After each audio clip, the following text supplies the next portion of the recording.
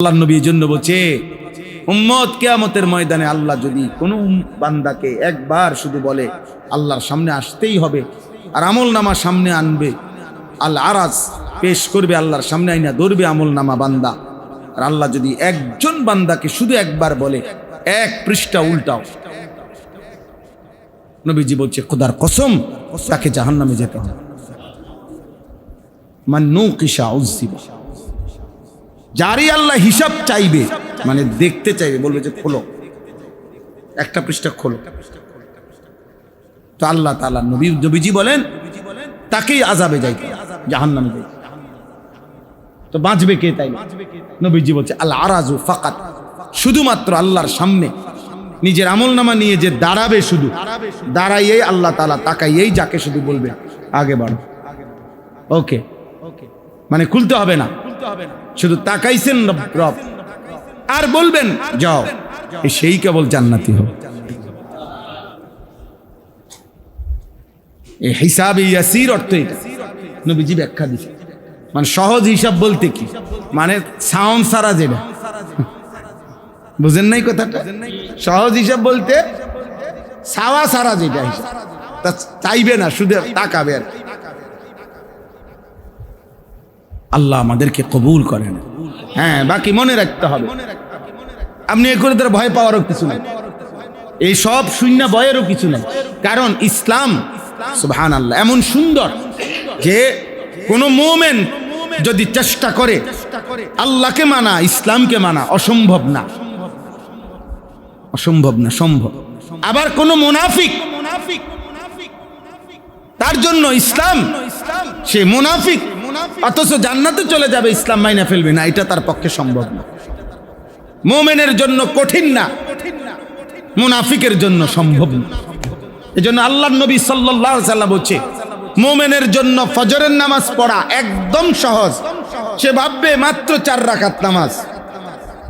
আর খোদার কসম নবী বলছে মুনাফিকের জন্য ফজরের নামাজ পড়া হিমালয় পর্বতের চাইতেও ভারী। কারণ যে সে মুনাফিক। আসকাল, আসকাল বুখারীর রাবায়, আসকাল অর্থ সবচেয়ে ভারী। ইন্না আসকালা সালাতিন আলাল মুনাফিকিন, মুনাফিকের জন্য সবচেয়ে ভারী 2টি নামাজ, এশার নামাজ এবং ফজরের নামাজ। নবী সাল্লাল্লাহু আলাইহি সাল্লাম বলেন লা ইয়াশহাদুহুমা মুনাফিকুন, নবীজি বলেন এশার নামাজ এবং ফজরের নামাজে আসে না মসজিদে কে? স্পষ্ট শব্দ নবী বলছে মুনাফিকুন, মুনাফিক এশার নামাজে আসে না, মুনাফিক ফজরের নামাজে আসে। আপনি আইডি ডিকার, আরে ভোটার আইডি কার্ড দেখান লাগবে না, কিতেন উদাই তখন কিতেন নয়ছেন এডি কারে দেখান, ফাজলামি করেন, আমরা বুঝি না, আমরা সিরিয়া খাই। ভোটার আইডি কার্ড লইছেন কিতেন, আপনার ধর্ম কিতা বুঝতে হইব, আপনার শুরু দেখলে তো বোঝা যায় আপনি কি হওয়াদের মানুষ, বুঝেন না? আপনার সকালবেলায় তো আমার পরীক্ষা হয়, এই জন্য কিতাবে আছে আব্বা, ছেলেরা মনে রাখো আব্বা, সকালের বাতাস, সকালের হাওয়া এত উপকারী কেন? সকালের ভোরের বাতাস, এটার একটা কারণ, এটা অনেক কারণ আছে, এর একটা কারণ হলো সুবহানাল্লাহ সকালের বাতাস মুনাফিক মুক্ত বাতাস। কারণ ফজরের নামাজ যে পড়ে সে তো পাক্কা মুমিন, আর ফজরের নামাজে কোনো মুনাফিক আসে না, তো এই জন্য ভোরের বাতাস যেখানে কোনো মুনাফিকের নিঃশ্বাস নাই, এই জন্য আল্লাহ তাআলা এতটা দামি বানায় দিয়েছে, এখানে মুনাফিক নেই। বেঈমান তখন ঘুমায়, মুশরিক তখন ঘুমায়, মুনাফিক তখন ঘুমায়, জেগে আছে শুধু কে? মুমিন। ফজরের জন্য উঠছে শুধু কে? মুমিন। বেঈমান কই? মূর্তি পূজক কই? মুনাফিক কই? জেগে আছে শুধু কে? ঘুম থেকে উঠছে শুধু। এই জন্য ভোরের বাতাস মুমিনের বাতাস, মুমিনের নিঃশ্বাস শুধু ভোরের বাতাসে মিশে, মুনাফিকের তোদের মতো বেনামাজিদের বাতাস মিশে না। এজন্য কিতাবে লিখছে আউলিয়ারা, বুজুর্গানে দিন বলছে যে সকাল বেলার কুকুর আল্লাহর কাছে ফরিয়াদ করে, আল্লাহ প্রথম নজর যেন কোনো বেনামাজির উপরে না পড়ে। আমি এক বুজুর্গের কাছে শুনছি ওয়াজে, উনি বলছেন শুকর পর্যন্ত একবারে চোখ মেলে না। সকালবেলা শুকর যখন ঘুম থেকে জাগে, উনি বলছেন যে শুকর একবারে চোখ খুলে না, মানে আমরা যেরকম চোখ খুলে ফেললাম না, দেখে নিলাম, চোখ একটু একটু করে খোলে, অল্প অল্প করে শুকর সকালবেলা। কেন? এই একটু একটু খুলতে, অল্প অল্প করে খুলে শুকর বলে আল্লাহকে, আল্লাহ আল্লাহ কোনো বেনামাজি থাকলে সরায় দেন। প্রথম আমি চোখ ফেলতে চাই, প্রথম নজর আপনার কোনো নাফরমানকে দেখতে চাই। ছি ছি ছি ছি, এই জীবনের কি অর্থ আছে? এই জীবনের কি অর্থ আছে যে জীবন আল্লাহকে একটা সেজদা দিতে পারে না? ওই 2-4 জন ছেলে দেখেন, মাশাআল্লাহ, এরা হাসে। হ্যাঁ, এরা এত প্রতিবন্ধী যে এরা হাসে, মানে এদের লজ্জা শরম এতটুকু কম যে তারা বুঝে যে আমারে কইতেছে রে। হ্যাঁ হ্যাঁ, বাস্তবে হে বুঝে যে আমারে দোলাই দিতে আছে। বুঝছেন বেহায়া মানুষের চরিত্র, কারণ তার তো সমস্যা নেই। বুঝছেন, তার যার ইজ্জত নাই, তার ইজ্জত যায় কি আইয়ে কি। আস্তাগফিরুল্লাহ, আস্তাগফিরুল্লাহ, আস্তাগফিরুল্লাহ। বাবা ভাবো, একদিন তুমিও থাকবা না, আমিও থাকবা না, আমরা প্রত্যেকেই আলাদা আলাদা। আজ আমার দাদা নাই, আমার দাদি নাই, আমার নানা নাই, নানি নাই, আমার বড় জ্যাঠা কবরে, আমার মেজো সেজো জ্যাঠা চাচা কবরে, আমার আব্বা কবরে। আমার কত আপনজন আমি দেখছি, কত আদর করছি। আমার এক খালা আমারে আজীবন আমি দেখছি, খালায় আমারে কত মাছ যে রান্না করে খাওয়াইছে। আমার সেই খালা কবরে গেছে গা। আমার কত আপনজন কবরে, আমারে রেখে রেখে সব চলে গেছে। আমিও অনেককে রাইখা চলে যাই। হ্যাঁ,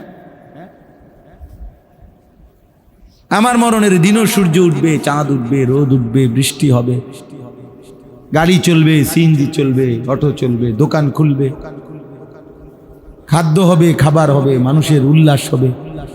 শুধু আমি একদিন নিস্তব্ধ হয়ে যাব। আমার আর হাত নড়বে না, পাও নড়বে না, আমারে থামায় দিবে মালাকুল মউত এসে।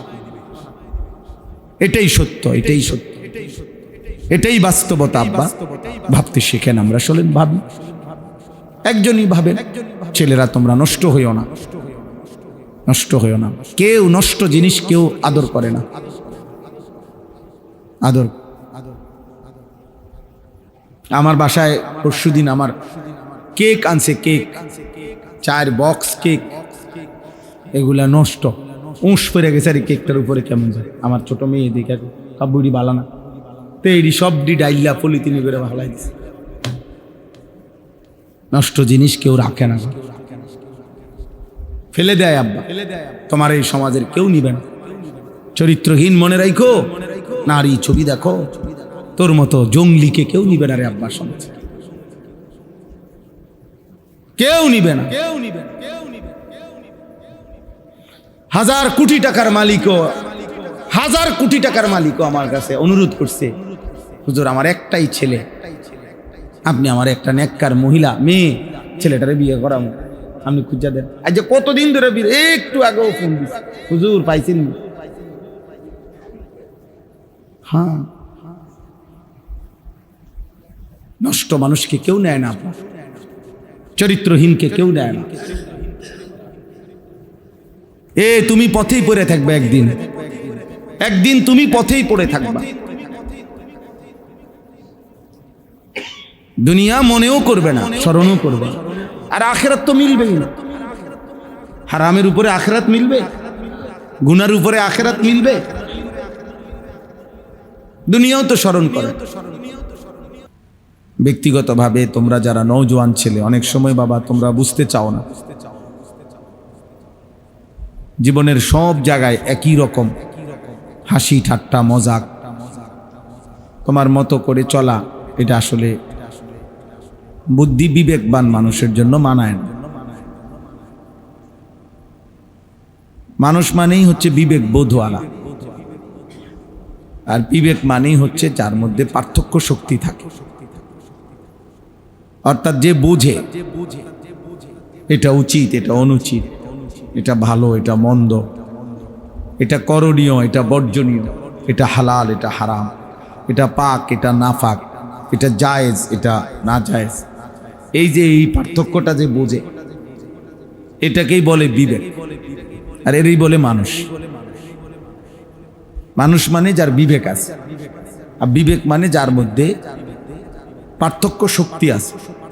এই দুইটা যার কাছে বরাবর একই রকম, সে আসলে মানুষ না, জানোয়ার। এই জন্য গরু, ছাগল, কুকুর, বিড়ালের কাছে কোনো পাক না ফাক নেই, হালাল হারাম নেই। তার কাছে পেশাব, পায়খানা, বিরিয়ানি সব বরাবর, তার কাছে সবই বরাবর, কারণ সে তো জানোয়ার।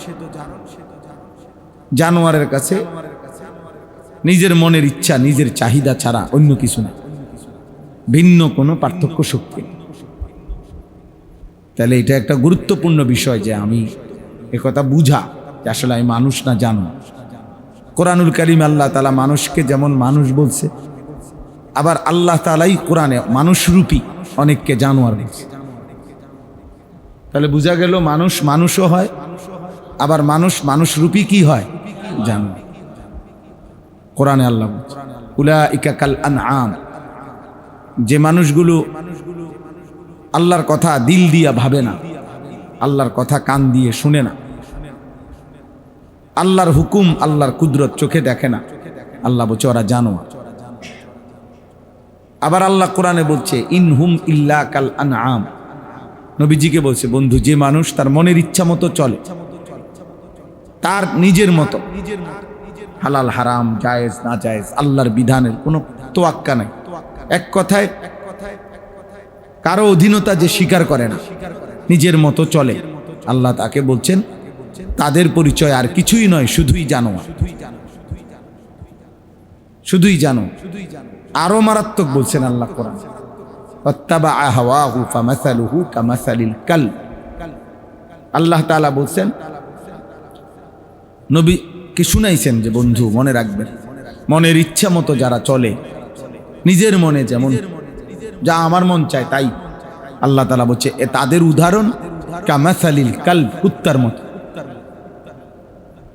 কামাসালিল কালব সরাসরি কোরআন শরীফের আয়াত। আল্লাহ বলছে ওই কুত্তার মতো, ওর জীবন কুত্তার জীবন, যে জীবনে পাক না ফাক নেই, হালাল হারাম, ও কুকুরের জীবন যাপন করতেছে। কুকুরের মতোই তার চাহিদাগুলো শুধু পূরণ হচ্ছে, খাইতেছে, ঘুমাইতেছে, পেশাব পায়খানা করছে, যৌন চাহিদা পূরণ হচ্ছে। এই আল্লাহ তাআলা বলছেন ওয়াকানা শাইতানু লিল ইনসানি খাজুলা। এই আয়াতের তাফসীরের মধ্যে আছে যে প্রত্যেক মানুষকে মানুষরূপী যে গুনার কাজে প্রেরণা দেয়, বন্ধু, চলার পথের সাথী, আপনজন, দূরের যেই হোক, যে মানুষকে গুনার কাজে প্ররোচনা দেয়, সহযোগিতা করে, গুনার কাজে আমন্ত্রণ করে, আল্লাহ কোরআন স্পষ্ট বলছে, তাফসীরে আছে, ওই ইবলিস শয়তান যেমন শয়তান, এও শয়তান। হ্যাঁ, এটাই কোরআনের আয়াত। ও মূলত শয়তান, ওইটা হলো জিন শয়তান, আর এটা হলো মানুষ শয়তান। কোরআন শরীফে আল্লাহ তাআলা শয়তানের শব্দটি মানুষের ক্ষেত্রেও ব্যবহার করছে, জিনের ক্ষেত্রেও ব্যবহার করছে। শায়াতিন আল ইনসি ওয়াল জিন, বুঝছেন নি হিসাব? আল্লাযী ওয়াসওয়িসু ফি সুদুরিন নাস মিনাল জিন্নাতি ওয়ান নাস। এই যে শয়তান মানুষের অন্তরে যেভাবে গুনার প্রেরণা দেয়, ওয়াসওয়াসা দেয়, আল্লাহ বলছে এরা দুই রকম, জিন থেকেও আছে এরকম, আবার মানুষ থেকেও আছে। তাইলে এটা বোঝা উচিত প্রিয় ভাই, তোমার চলার পথে তোমাকে যে প্রতিনিয়ত গুনাহ, অশ্লীলতা, অসভ্যতা, নোংরামি, চরিত্রহীনতা, নারী, ছবি, মোবাইল, অশ্লীল দৃশ্য, অথবা আপনাদের উপার্জনকারী যারা, আপনাদেরকে যারা হারাম উপার্জনের বুদ্ধি দেয়, এখানে এভাবে সুদ আছে, এখানে এভাবে ইন্টারেস্ট, এখানে কিভাবে কিস্তি, এখানে আপনি এভাবে এভাবে হারামের বুদ্ধিটা আপনারে গুছাইয়া দিছে, সাজায় দিছে, বুঝাই দিছে। এই সবগুলো নাফরমান যে আপনাকে হারামের দিকে উৎসাহিত করে, বুদ্ধি দিচ্ছে, পরামর্শ দিচ্ছে, সহযোগিতা করছে, ওরা এক ধরনের শয়তান। আর আল্লাহ তাআলা বলছে প্রত্যেক নাফরমান আযাবের মুহূর্তে, কবরের আযাব এবং জাহান্নামের আযাব এবং হাসরের ময়দানের আযাব, আযাবের মুহূর্তে জিন শয়তানকেও পাশে পাবে না, মানুষ শয়তানকেও পাশে পাবে। অথচ ঘনিষ্ঠ বন্ধুর ছদ্মবেশে জিন শয়তান যেটা ইবলিস, ওইটাও তারে গুনাহ করাইছে বন্ধুত্বের, তার আপন মনে করে তারে। আবার মানুষ নামের যে শয়তান তারে গুনাহ করাইছে, সেও তো বন্ধুত্বের লেবাস ধরে তাকে গুনাহ করাইছে। কিন্তু আযাবের মুহূর্তে আল্লাহ বলছে উভয় শয়তান খাজুলা, অর্থ হলো ওই ব্যক্তির থেকে দূরে সরে যায়, দূরে সরে যায়। আরো আশ্চর্য কথা হলো ইবলিস শয়তান যেটা মূল, এই শয়তান যখন প্রত্যেক মানুষকে 24 ঘন্টা গুনার প্ররোচনা দেয়, গুনাহ করতে বলে, আমাকেও আপনাকেও। আশ-শাইতানু ইয়াইদুকুমুল ফাকরা ওয়া ইয়া'মুরুকুম বিস-সু'i ওয়াল ফাহশা। আল্লাহ কোরআনে বলছে শয়তান তোমাদেরকে প্রথমত অভাবের ভয় দেখায়, আল্লাহকে মানলে, হালাল পথে চললে, দিন শরীয়ত মানলে ভিক্ষা করণ লাগবে। ওই দেখো না মোল্লা করে, দেখো না স্যার কি নাই, বেতন নাই, ইনকাম নাই, এই রুমে মতে মতে ঘুরবা, এই ইমামতি ছাড়া আর মুয়াজ্জিনি ছাড়া আর কিছু কপালে জুটতা না, এই মানুষের বাড়ি আইটা আইটা দাওয়াত খাইবা, আর কিচ্ছু না। বুঝেন নাই কথা? এতে কত ভালো বন বেসন। একটা মসজিদের ইমামতির চাইতে তো অটো চালানো অনেক উত্তম কাজ, ঠিক না? এতে বন বেসন আরো উত্তম না? এই শয়তান এই বুদ্ধি দিবে, শয়তান এই বুদ্ধি দিবে। আল্লাহ বলছেন শয়তান প্রথম ভয় দেখাবে কিসের? অভাবে। 2 ইয়া'মুরুকুম বিস-সু'i ওয়াল ফাহশা, আর সারাক্ষণ সে তোমাকে বলবে গুনাহ, অশ্লীলতা, ফাহিশা, নাফরমানি,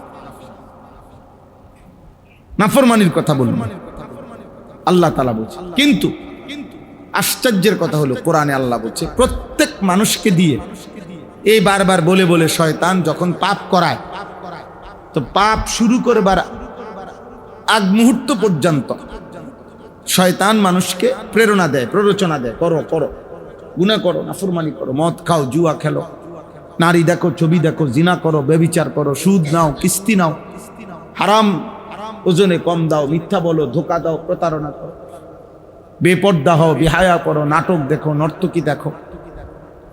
আমি বা আপনি যাকে যে গুনাহ করায়, আল্লাহ কোরআনে বলছে ঠিক যখন পাপী ব্যক্তি গুনাহটা শুরু করে তৎক্ষণাৎ শয়তান এই ইবলিস তার থেকে সরে যায়। কি করে? সরে যায়। সরে গিয়ে সে তখন দূরের থেকে শয়তান বলে ওই ব্যক্তিকে ইন্নী আখাফুল্লাহ, আমি আল্লাহরে ভয় করি। আরে কয় কি তুমি আল্লাহরে ভয় করো? তো আমার দিয়ে এতক্ষণ সমস্ত সিটারির কথা তুমি কইলা, না আমি শুরু করছি আর হে কয় আহে বলে আল্লাহরে ভয় করো। বলুনি কথাটা, বুঝেন নাই? ফালাম্মা কাফারা ক্বালা ইন্নী বারীউম মিনকা ইন্নী আখাফুল্লাহ রাব্বাল আলামিন।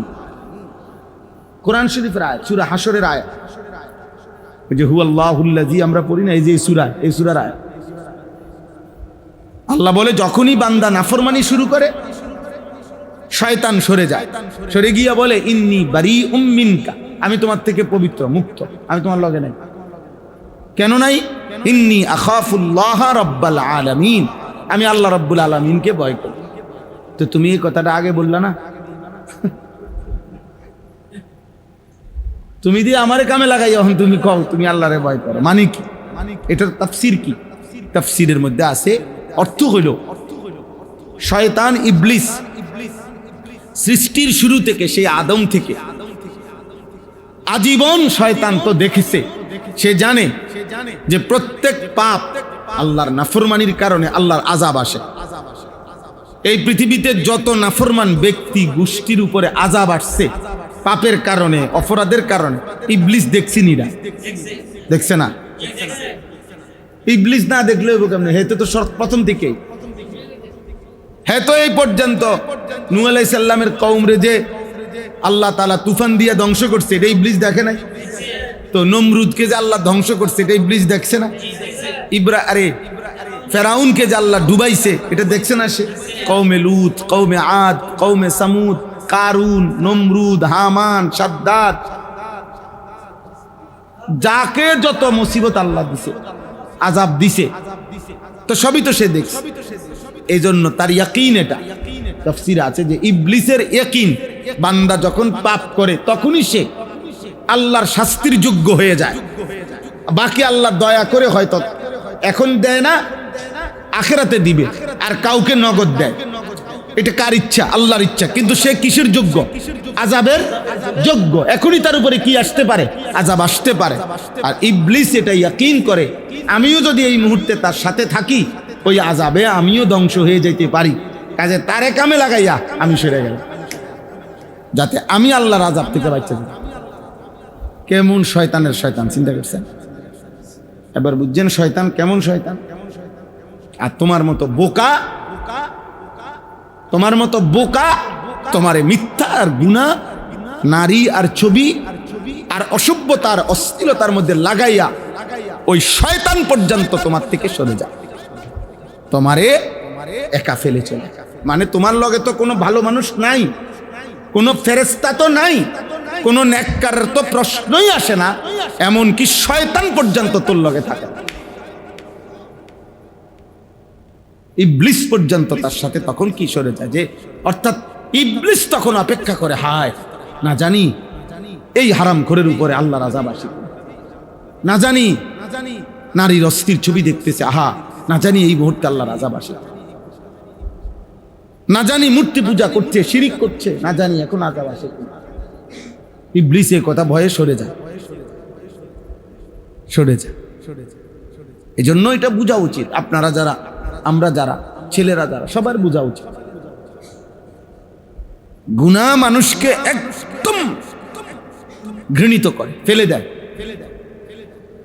আল্লাহ থেকে যে ছুটে যায়, নিজেকে বিচ্ছিন্ন করে দেয়। কোরআনে আল্লাহ বলছে ফাকাআন্নামা খাররা মিনাস সামা, তাকে যেন ফেরেশতা সাত আসমান থেকে আছাড় মারে। আমরা বলি না তোরে মাথা তুললে যেন আছাড় মারে, এই ফেরেশতা তাকে যেন আসমান থেকে, মুমিন ঈমানদার ছিল আসমানে, যখনই সে আল্লাহ থেকে ছুটে গেল, আল্লাহ বলে তাকে যেন ফেরেশতা আসমান থেকে ছুঁড়ে ফেলে দিল, জমিনে ফেলে দিল। ফাতাখতাফুহু আত-তায়র, তখন বাজ পাখি, চিল ছোঁ মেরে যেন তাকে ছিনিয়ে নিয়ে গেল। আও তাহবি বিহির রিহু ফি মাকানিন সাঈক, অথবা বাতাস, ঝড়ো বাতাস এসে তাকে এমন ভাবে উড়ায় নিছে, কেউ আর বলতে পারবে না এই নাফরমান কই গেল। অর্থাৎ এবার তার গুনার কোথায় গিয়ে থামবে? আল্লাহ কইছে, আহা আর কোন দিন থামবে? সে তো আল্লাহ থেকেই ছুটে গেছে। এবার তার মিথ্যার শেষ কোথায়? তার চুরির শেষ কোথায়? তার ডাকাতির শেষ কোথায়? তার সুদের শেষ কোথায়? তার কিস্তির শেষ কোথায়? তার জুয়ার শেষ কোথায়? তার নারী দেখার এই বদভ্যাসের শেষ কোথায়? তার এই অসভ্যতার, অশ্লীলতা, জিনার, ব্যভিচারের শেষ কোথায়? কেউ জানে। কই থেকে যে কই যাবে, কি থেকে যে কি দেখবে, কি থেকে যে কি করবে। আমার একদিন একজন ব্যক্তি বলছে, ওনার আপন ভাই বলতেছে, হুজুর শুধু ৬,০০০ টাকা কিস্তি নিছিল, সময়ের ব্যবধানে ২-২.৫ বছরের ভিতরে কিস্তি এখন সেটা হয়ে গেছে ৬ লাখের উপরে। ভাই আমার এখন বউ ছাড়া, সন্তান ছাড়া, কিস্তি আদায়ের ভয়ে জায়গায় জায়গায় চুরি করে করে থাকে। কখনো কখনো রাত্রে অল্প সময়ের জন্য গোপনে বাড়িতে আসে, আবার চলে যায় ভোর হইবার আগে আগে, মানুষ দেখবার আগে। কিস্তি তাকে পথের ফকির বানায়, হারাম তাকে পথের ফকির বানায়। এই জন্য আল্লাহ তাআলার তো একটা সিদ্ধান্ত, যে আল্লাহ বলছে বান্দা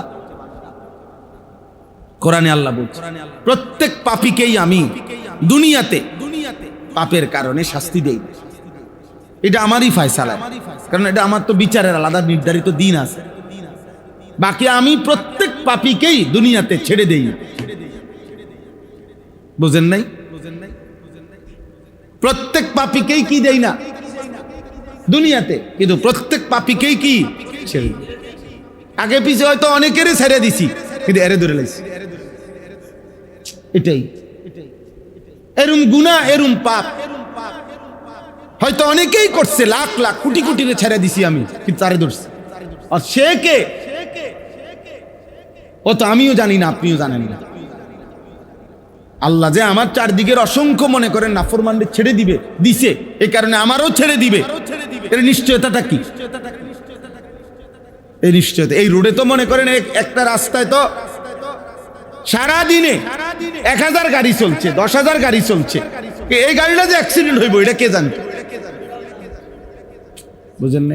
এই মোটরসাইকেলটা যে অ্যাক্সিডেন্ট হবে, কি ইডা অ্যাক্সিডেন্ট হইলো? এর আগে তো হাজার হাজার মোটরসাইকেল এন দিয়া গেল। এই বাসটাকে অ্যাক্সিডেন্ট হইলো, এর আগে তো হাজার হাজার বাস এন দিয়া গেল। এই মানুষটা কেন মাথাটা ফাইটটা গেল? এর আগে তো হাজারো মানুষ মোটরসাইকেল চালাইলো, কই তারা তো অ্যাক্সিডেন্ট হলো। এখন এই সেই লোকটা কে? আমি জানি, আপনি জানেন, তোমরা জানো ভাই। তো তোমরা কি বুঝে নাফরমানি করছো? বলো বলো ভাই, সর্বোচ্চ চেষ্টা করছো কোনো না কোনো কৌশলে একটা ছবি উঠাইবা, কোনো না কোনো কৌশল। আহা, অল্প কয়েকজন ছেলে, তোমরা চেহারা দেখলেই বোঝা যায় জন্তু জানোয়ারের মতো। কতদিন হয় সেজদা দাও নাই। এক জানোয়ার যেমন সেজদা দেয় না, মানুষরূপী জানোয়ার তুমিও সেজদা দাও। আমি দাঁড় করাই, আমি দাঁড় করাই, আমি ইনশাল্লাহ দাঁড় করাইতে 50 জন দাঁড় করাইলে আশা করি 45 জনই ঠিক হবে, 2-1 জন ভুল হইতে পারে, কারণ আমি তো মানুষ। বাকি বেনামাজি অসভ্য জানোয়ারকে তো দেখলেই চিনা। কোনোভাবে কসম খোদা বেনামাজির চেহারায় সে পাপের চিহ্ন লুকাইতে পারে। কপাল আল্লাহ তাআলা এই পৃথিবীতে আমাদের হাত, পাও, আমাদের চোখ, কান, আমাদের নাক, আমাদের ঠোঁট, আমাদের দিল, আমাদের দিমাগ সবকিছু দুনিয়াবি বিভিন্ন কাজে, সবাই খেয়াল করেন, দুনিয়াবি হাজারো কাজে ব্যবহার হয়। দুনিয়ার যত প্রয়োজনে আমরা চোখ, কান, হাত, পাও, দিল, দিমাগ ব্যবহার করছি উপার্জনের কাজে, চলাফেরার কাজে, দুনিয়ার কাজে। কিন্তু আমরা যদি সবাই খেয়াল করি তাহলে দেখব যে এই কপাল এতটুকু পৃথিবীর দুনিয়ার উপার্জনের কোনো কাজে কপাল ব্যবহার হয় না। কপাল দিয়ে কেউ ধরেও না, ছোঁয়ও না, কপালের এইটুকু দিয়ে কেউ আলগিও দেয় না, নামায়ও না। মানে দুনিয়াবি কোনো কাজে কপালটুকু কাজে লাগে না। তাহলে আল্লাহকে যদি কেউ প্রশ্ন করে, বান্দা আমাদের তাহলে আপনি এইটুকু জায়গা কেন দিলেন, যেটা দিয়ে আমি দুনিয়াবি কোনো কাজ করছি না, তো আল্লাহ তাআলা বলবেন, বান্দা পুরা দেহ দিয়া দুনিয়া উপার্জনের জন্য আমি দিলাম, কপালের এইটুকু শুধুই আমাকে সেজদার জন্য রাখি। এজন্য কেউ যদি, আমি সব সময় এটা বলি, কেউ যদি সেজদা না দেয় খোদার কসম, মূলত সে কপাল মন্দ, তার কপাল খারাপ। ব্যবসায় মার খাইলে আমার কপাল খারাপ, না না, আপনার পলিসি খারাপ হয়েছে, আপনি লোক চিনতে ভুল করছেন হয়তো, এই জন্য ব্যবসায় মার খাইছেন, নাহলে এই ব্যবসা করে আরো মানুষের লাভ হয়েছে। কপাল খারাপ না, আমার কপাল মন্দ দেখে আমি মার খাইছি বিদেশ, না না, আপনি ভুল লোকের খপ্পরে পড়ছেন। বুঝেন না? আপনার পলিসি খারাপ ছিল, আপনার বুঝের ভুল ছিল, কপালের কিচ্ছু হয়েছে না। কপাল তো কপালে, আপনি তো কপাল দিয়ে বিদেশ যান নাই। বুঝেন নাই? অতএব কপাল খারাপ কার? সেজদা নাই যা, তোর কপাল খারাপ, তোর কপালে থুতু, তোর কপালে থুতু, তোর কপালে থুতু, থু তোর কপালে লানত, তোর কপালে অভিশাপ।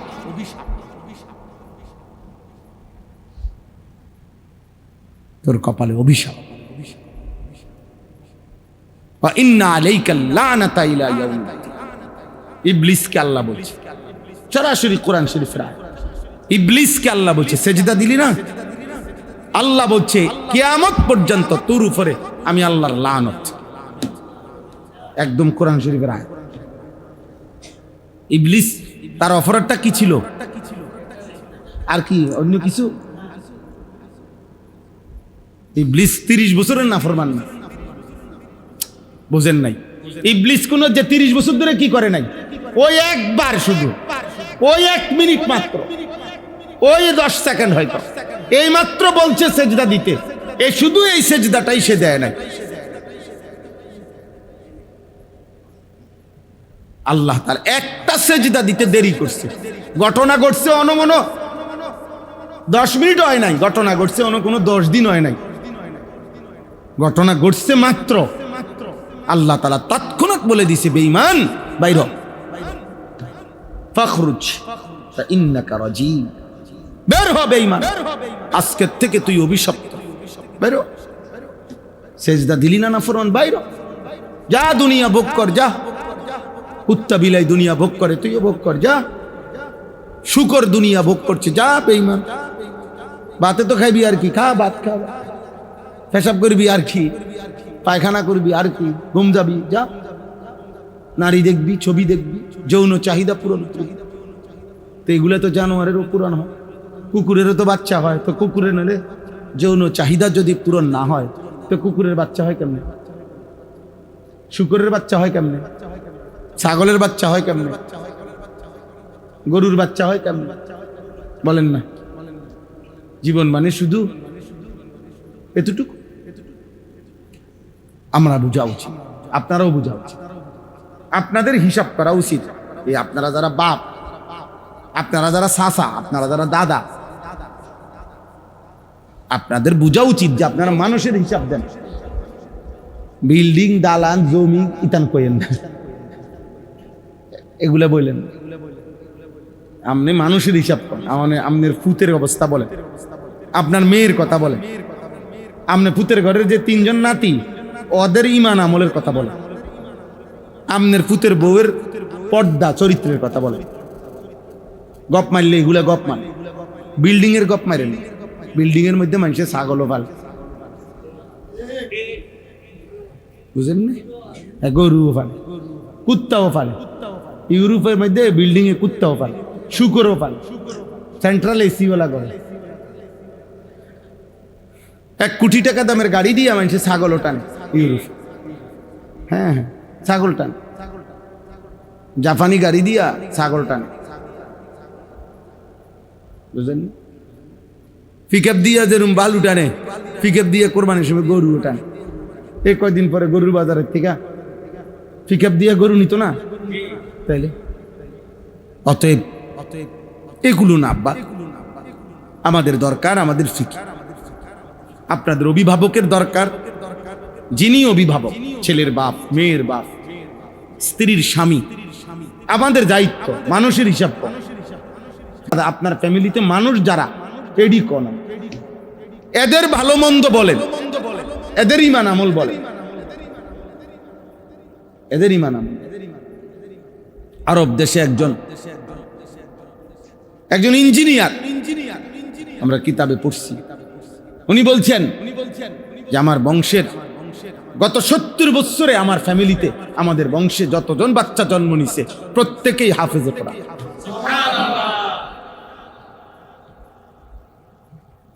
হাফেজ শেখুল হাদিস আল্লামা আজিজুল হক রাহমাতুল্লাহি আলাইহি, উনি মৃত্যুর আগেই বলে গেছেন, এবং সবাই জানে আমাদের বাংলাদেশে আল্লামা মামুনুল হক দামাত বারাকাতুহুর আব্বাজান যিনি ছিলেন, ওনার ফ্যামিলির ছেলে মেয়ে, নাতি নাতনি, পুরুষ মেয়ে মহিলা সব হাফেজে কোরআন।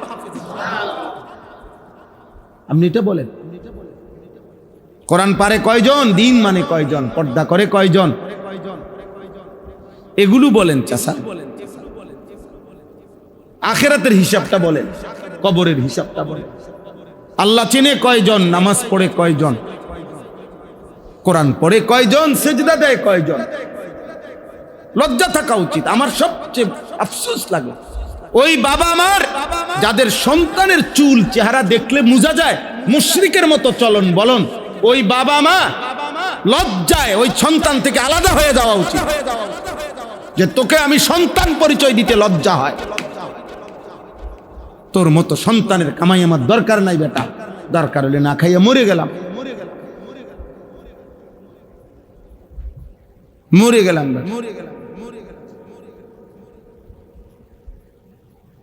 এমন সন্তানের পরিচয় না দিলে ভালো। কোরআনুল কারীমে স্পষ্ট আছে হযরত নূহ আলাইহিস সালাম ওনার ছেলের জন্য কেনান পানিতে ডুবে যাইতেছে, উনি আল্লাহর কাছে দোয়া করছিলেন, আল্লাহ আমার ছেলে। আল্লাহ বলছে না না না নাফরমান তোমার ছেলেরা। সরাসরি কোরআন, ইয়া নূহ ইন্নাহু লাইসা মিন আহলিক ইন্নাহু আমালুন গায়রু সালিহ। হে নূহ, এটা তোমার সন্তান নয়, ওনার রক্তের সন্তান।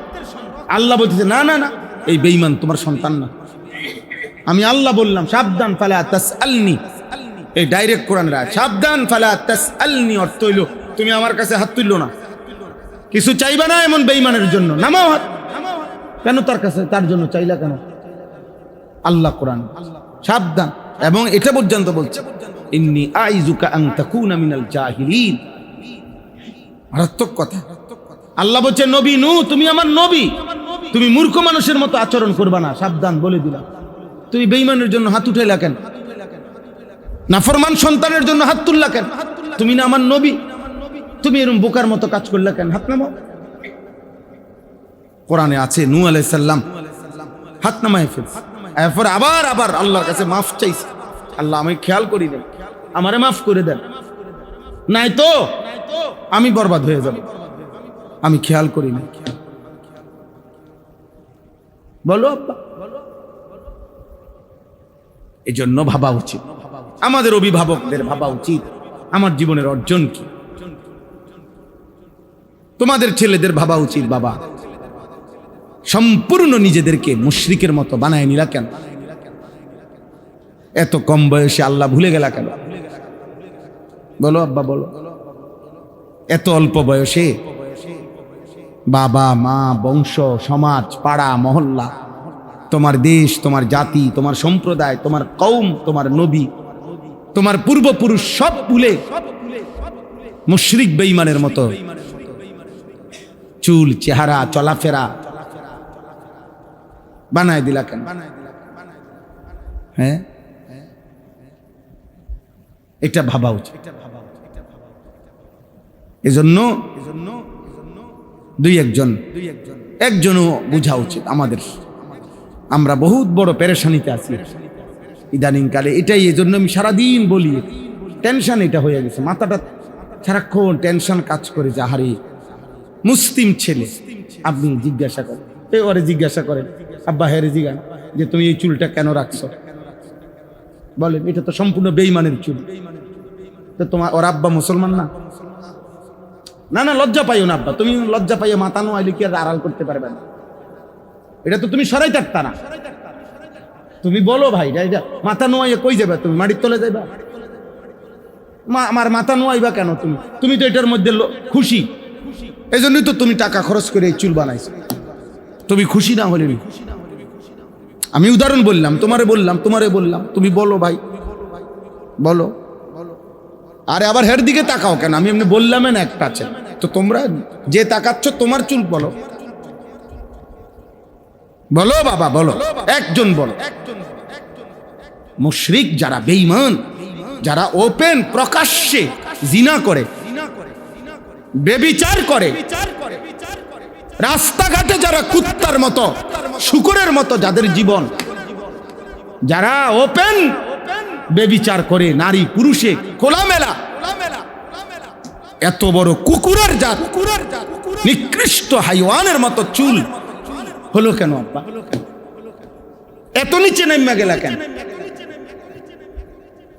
মুসলমানের ঘরে জন্ম নিয়া পবিত্র মায়ের দুধ পান করে এত নিচে নামলা কেন? এত নিকৃষ্ট হয়ে গেলা কেন? এই আপনাদের খামখেয়াল। এই জন্য বাপ ফুদ দুজনই হিসাব দিতে রেডি থেকে নস্কারি করেন। হ্যাঁ, সাধুয়ানে বইয়া কই শুনে না, আপনাকে সাধুয়ানে গপ মারেন, আপনি তওবা করেন, আপনি ইস্তেগফার করেন, আপনি কাঁদেন মিয়া, চোখের পানি ফেলে গইরান যে আল্লাহ আমার এটা কি জীবন, আমার সন্তান কেন নামাজ পড়ে না। হ্যাঁ, আপনি যদি বইয়ে বইয়ে বিড়ি খান, আপনি যদি বইয়ে বইয়ে সাধুয়ানের টেলিভিশনে নর্তকী দেখেন, তো আপনার ফুতে জুনায়েদ বাগদাদি হইতো কেমনে? আপনি কি হওয়া দেন? কথা বলেন। এই জন্য আমরা প্রত্যেকে, কিন্তু আমার কথা কঠিন হইতে পারে, কিন্তু আমরা প্রত্যেকে বিপদে আছি।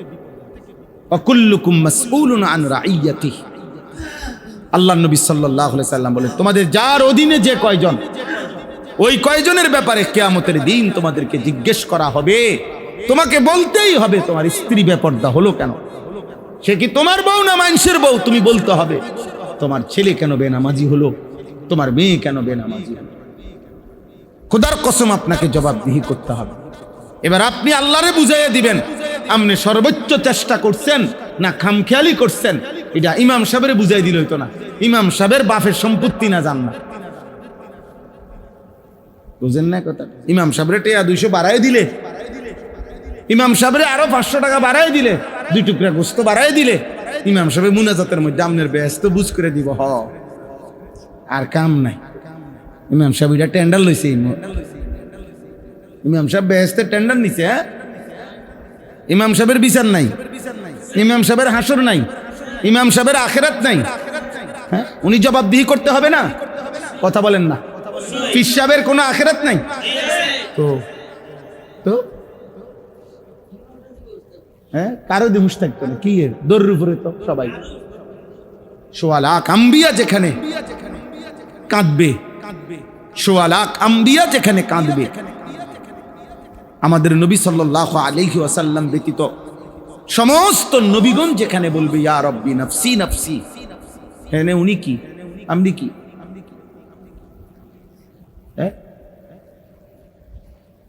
ওয়ালা তুখজিনি ইয়াউমা ইউবআসুন। ইব্রাহিম আলাইহিস সালামের দোয়া এটা কোরআনে আছে। ইব্রাহিম নবী দোয়া করতেন, আল্লাহ হাসরের ময়দানে আমারে বেইজ্জতি করে দিন। ওয়ালা তুখজিনি ইয়াউমা ইউবআসুন, আল্লাহ আমাকে বেইজ্জতি করবেন না। ইয়াউমা লা ইয়ানফাউ মালুন ওয়ালা বানুন, আল্লাহ আমি ইব্রাহিম জানি হাসরের ময়দানে মাল উপকারে আসবে না, সন্তান উপকারে আসবে না। ইব্রাহিম নবীর মতো নবী যদি বলে আপনি কে? ইউসুফের মতো নবী বলবেন। কোরআনে আছে ইউসুফ নবী দোয়া করতেন তাওয়াফানি মুসলিমান, আল্লাহ আপনি আমারে মুসলমান হিসাবে মওত দিয়েন। নবী বলতেছে নবী ওয়া আলহিকনি বিস সালিহিন, আল্লাহ হাসরের ময়দানে আপনার নেক বান্দাদের সঙ্গী করে দিয়েন। ইউসুফের মতো নবী যদি বলে আল্লাহ আমি নেককারের সঙ্গ চাই, আপনি কে আমি কে? হযরত মূসার মতো নবী বলছেন রব্বি ইন্নী লিমা আনজালতা ইলাইয়া মিন খাইরিন ফাকির। মূসা নবী আল্লাহর কাছে দোয়া করে বলেন আল্লাহ যত কল্যাণ যত নেক আপনি আমাকে যা কিছু দিবেন, আপনার পক্ষ থেকে যা কিছু আপনি আমাকে দিবেন, আমি সব কিছুর জন্য ফকির, মুখাপেক্ষী। ফকির, রব্বি ইন্নী ফকির। মূসা নবী বলেন আল্লাহ আমি ফকির, আমি মুখাপেক্ষী, আপনি আমারে দিবেন, আমি আপনার কাছে হাত পাচ্ছি। এটা মূসা নবীর দোয়া, এটা ইউসুফ নবীর দোয়া, এটা ইব্রাহিমের দোয়া। সুলাইমান আলাইহিস সালাম দোয়া করছেন রব্বি আউজি'নি আন আশকুরা নি'মাতাকাল্লাতী আন'আমতা আলাইয়া ওয়া আলা ওয়ালিদাইয়া ওয়া আন আ'মালা সালিহান তারদাহু। সুলাইমানের মতো নবী বলেন আল্লাহ আপনি আমাকে আমার আব্বা মাকে যত নিয়ামত দিয়েছেন আপনার সমস্ত নিয়ামতের শুকর আদায়ের তৌফিক দেন এবং আপনি খুশি হবেন এমন নেক আমল করার তৌফিক দেন। নবী বলছেন তাহলে নবীদের এরকম বহু দোয়া কোরআনে আছে যে নবীগণ আল্লাহর কাছে আখিরাতের ভয়ে আমলের জন্য নেক আমলের দোয়া করতেন, ইমানের দোয়া করতেন, ইসলামের দোয়া করতেন, নেককারের সঙ্গী হওয়ার দোয়া করতেন। আমাদের নবী এবার আসেন, নবী সাল্লাল্লাহু আলাইহি সাল্লাম 5 ওয়াক্ত নামাজের পরে, যার কোনো গুনাহ নাই, যার কোনো হিসাব নাই, যার কোটি কোটি মর্যাদা আখিরাতে আল্লাহ নির্ধারণ করে রাখছেন। ওয়ালা সাউফা ইউতিকা রাব্বুকা ফাতারদা, আল্লাহ বলছে আপনাকে এত নিয়ামত দেব আমি, আপনি খুশি হয়ে যাবেন। সুবহানাল্লাহ। ওয়ালাল আখিরাতু খায়রুল লাকা মিনাল উলা, আল্লাহ বলছে বন্ধু দুনিয়াতে আপনাকে আমি যা দিছি মর্যাদা, তার চাইতে আখিরাতে যা দেব তা খায়রুল লাকা, দুনিয়ার সমস্ত নিয়ামতের চাইতে আখিরাতের গুলো আরো উত্তম, আরো দামি। সেই নবীজি সাল্লাল্লাহু আলাইহি সাল্লাম 5 ওয়াক্ত নামাজের পরে আমাদের নবী দোয়া করতেন, আল্লাহুম্মা হাসিবনি হিসাবান ইয়াসীরা। আল্লাহ সব ঠিক আছে, আমি জানি আমি আপনার হাবিব, আমি আপনার মাহবুব, আমার হাতে হাউজে কাউসার, আমি সুপারিশ করব, সব আমি শুনছি আল্লাহ, আমি সব জানি, তবু আমার ভয় হয়। আপনি, আমি মুহাম্মদ, আপনি বন্ধু, আমার হিসাব আপনি সহজ করে দিয়েন। কে নিজে নিজে বলছে আল্লাহুম্মা হাসিবনি হিসাবান ইয়াসীরা, আল্লাহ আমার হিসাব আপনি সহজ করে দিয়েন। তাইলে বলেন আমাদের কোনো হুঁশ আসেনি, পাত্তা আসেনি আমাকে? হ্যাঁ, উপায় থাকবে। আল্লাহর নবী এই জন্য বলছে উম্মত কিয়ামতের ময়দানে আল্লাহ যদি কোনো বান্দাকে একবার শুধু বলে আল্লাহর সামনে আসতেই হবে, আর আমল নামা সামনে আনবে, আল আরাজ পেশ করবে, আল্লাহর সামনে আইনা ধরবে আমল নামা বান্দা, আর আল্লাহ যদি একজন বান্দাকে শুধু একবার বলে 1 পৃষ্ঠা উল্টাও, নবীজি বলছে খোদার কসম তাকে জাহান্নামে যেতে হবে। মান নুকিশা উযিবা, যারই আল্লাহ হিসাব চাইবে, মানে দেখতে চাইবে, বলবে যে খোলো 1টা পৃষ্ঠা খোলো, তো আল্লাহ তাআলা নবীজি বলেন তাকেই আযাবে যাইতে, জাহান্নামে যাইতে।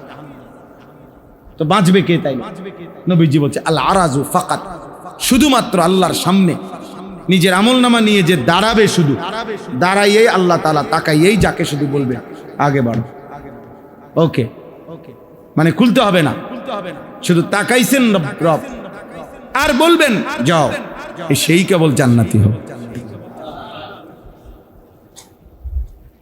এই হিসাব ইয়াসির অর্থ এটা নবীজি ব্যাখ্যা দিয়েছে।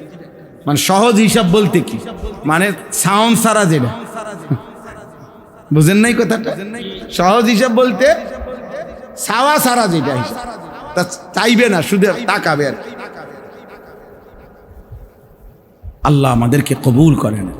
হ্যাঁ, বাকি মনে রাখতে হবে, আপনি এ করে তার ভয় পাওয়ারও কিছু নাই, এই সব শূন্য ভয়েরও কিছু নাই, কারণ ইসলাম সুবহানাল্লাহ এমন সুন্দর যে কোন মুমিন যদি চেষ্টা করে আল্লাহকে মানা, ইসলামকে মানা, অসম্ভব না, অসম্ভব না, সম্ভব। আবার কোন মুনাফিক, তার জন্য ইসলাম, সে মুনাফিক, অথচ জান্নাতে চলে যাবে, ইসলাম মাইনা ফেলবে না, এটা তার পক্ষে সম্ভব না। মুমিনের জন্য কঠিন না, মুনাফিকের জন্য সম্ভব না। এজন্য আল্লাহর নবী সাল্লাল্লাহু আলাইহি ওয়াসাল্লাম বলছে মুমিনের জন্য ফজরের নামাজ পড়া একদম সহজ, সে ভাববে মাত্র 4 রাকাত নামাজ। আর খোদার কসম নবী বলছে মুনাফিকের জন্য ফজরের নামাজ পড়া হিমালয় পর্বতের চাইতেও ভারী, কারণ যে সে মুনাফিক। আসকাল, আসকাল বুখারীর রাবায়, আসকাল অর্থ সবচেয়ে ভারী। ইন্না আসকালা সালাতিন আলাল মুনাফিকিন, মুনাফিকের জন্য সবচেয়ে ভারী 2টি নামাজ, এশার নামাজ এবং ফজরের নামাজ। নবী সাল্লাল্লাহু আলাইহি সাল্লাম বলেন লা ইয়াশহাদুহুমা মুনাফিকুন, নবীজি বলেন এশার নামাজ এবং ফজরের নামাজে আসে না মসজিদে কে? স্পষ্ট শব্দ নবী বলছে মুনাফিকুন, মুনাফিক এশার নামাজে আসে না, মুনাফিক ফজরের নামাজে আসে। আপনি আইডির দিকে আরে ভোটার আইডি কার্ড দেখান লাগবে না কীর্তেন উদয় তখন কীর্তেন নয়ছেন এটি কারে দেখান ফাজলামি করেন আমরা বুঝি না আমরা সিরা খাই ভোটার আইডি কার্ড লইছেন কীর্তেন আপনার ধর্ম কিতাব বুঝতে হইব আপনার শুরু দেখলে তো বোঝা যায় আপনি কি হওয়াদের মানুষ বুঝেন না আপনার সকালবেলায় তো আমার পরীক্ষা হয় এই জন্য কিতাবে আছে আব্বা ছেলেরা মনে রাখো আব্বা সকালের বাতাস সকালের হাওয়া এত উপকারী কেন সকালের ভোরের বাতাস এটার একটা কারণ এটা অনেক কারণ আছে এর একটা কারণ হলো সুবহানাল্লাহ সকালের বাতাস মুনাফিক মুক্ত বাতাস কারণ ফজরের নামাজ যে পড়ে সে তো পাক্কা মুমিন আর ফজরের নামাজে কোনো মুনাফিক আসে না এই জন্য ভোরের বাতাস যেখানে কোনো মুনাফিকের নিঃশ্বাস নাই এই জন্য আল্লাহ তাআলা এতটা দামি বানায় দিয়েছে এখানে মুনাফিক নেই বেঈমান তখন ঘুমায় মুশরিক তখন ঘুমায় মুনাফিক তখন ঘুমায় জেগে আছে শুধু কে মুমিন ফজরের জন্য উঠছে শুধু কে মুমিন বেঈমান কই মূর্তি পূজক কই মুনাফিক কই জেগে আছে শুধু কে ঘুম থেকে উঠছে শুধু এই জন্য ভোরের বাতাস মুমিনের বাতাস মুমিনের নিঃশ্বাস শুধু ভোরের বাতাসে মিশে মুনাফিকের তোদের মতো বেনামাজিদের বাতাস মিশে না এজন্য কিতাবে লিখছে আউলিয়ারা বুজুর্গানে দিন বলছে যে সকাল বেলার কুকুর আল্লাহর কাছে ফরিয়াদ করে আল্লাহ প্রথম নজর যেন কোনো বেনামাজির উপরে না আমি এক বুজুর্গের কাছে শুনছি ওয়াজে উনি বলছেন শুকর পর্যন্ত একবারে চোখ মেলে না সকালবেলা শুকর যখন ঘুম থেকে জাগে উনি বলছেন যে শুকর একবারে চোখ খুলে না মানে আমরা যেরকম চোখ খুলে ফেললাম না দেখে নিলাম চোখ একটু একটু করে খোলে অল্প অল্প করে শুকর সকালবেলা কেন এই একটু একটু খুলতে অল্প অল্প করে খুলে শুকর বলে আল্লাহকে আল্লাহ আল্লাহ কোনো বেনামাজি থাকলে সরায় দেন প্রথম আমি চোখ ফেলতে আর প্রথম নজর আপনার কোনো নাফরমানকে দেখতে চাই ছি ছি ছি ছি এই জীবনের কি অর্থ আছে এই জীবনের কি অর্থ আছে যে জীবন আল্লাহকে একটা সেজদা দিতে পারে না ওই 2-4 ছেলে দেখেন মাশাআল্লাহ এরা হাসে এরা এত প্রতিবন্ধী যে এরা হাসে মানে এদের লজ্জা শরম এতটুকু কম যে তারা বুঝে যে আমারে কইতেছে রে হ্যাঁ হ্যাঁ বাস্তবে হে বুঝে যে আমারে দোলাই দিতে আছে বুঝছেন বেহায়া মানুষের চরিত্র কারণ তার তো সমস্যা বুঝছেন তার যার ইজ্জত নাই তার ইজ্জত যায় কি আইয়ে কি আস্তাগফিরুল্লাহ আস্তাগফিরুল্লাহ আস্তাগফিরুল্লাহ বাবা ভাবো একদিন তুমিও থাকবা না আমিও থাকবা না আমরা প্রত্যেকেই আলাদা আলাদা আজ আমার দাদা নাই আমার দাদি নাই আমার নানা নাই নানি নাই আমার বড় জ্যাঠা কবরে আমার মেজো সেজো জ্যাঠা চাচা কবরে আমার আব্বা কবরে আমার কত আপনজন আমি দেখছি কত আদর করছি আমার এক খালা আমারে আজীবন আমি দেখছি খালায় আমারে কত মাছ যে রান্না করে খাওয়াইছে আমার সেই খালা কবরে গেছে গা আমার কত আপনজন কবরে আমারে রেখে রেখে সব চলে গেছে আমিও অনেককে রাইখা চলে যাই হ্যাঁ আমার মরণের দিনও সূর্য উঠবে চাঁদ উঠবে রোদ উঠবে বৃষ্টি হবে গাড়ি চলবে সিএনজি চলবে অটো চলবে দোকান খুলবে খাদ্য হবে খাবার হবে মানুষের উল্লাস হবে শুধু আমি একদিন নিস্তব্ধ হয়ে যাব আমার আর হাত নড়বে না পাও নড়বে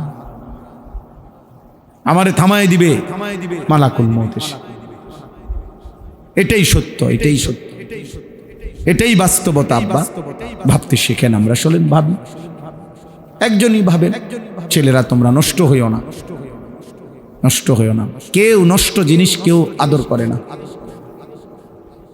আদর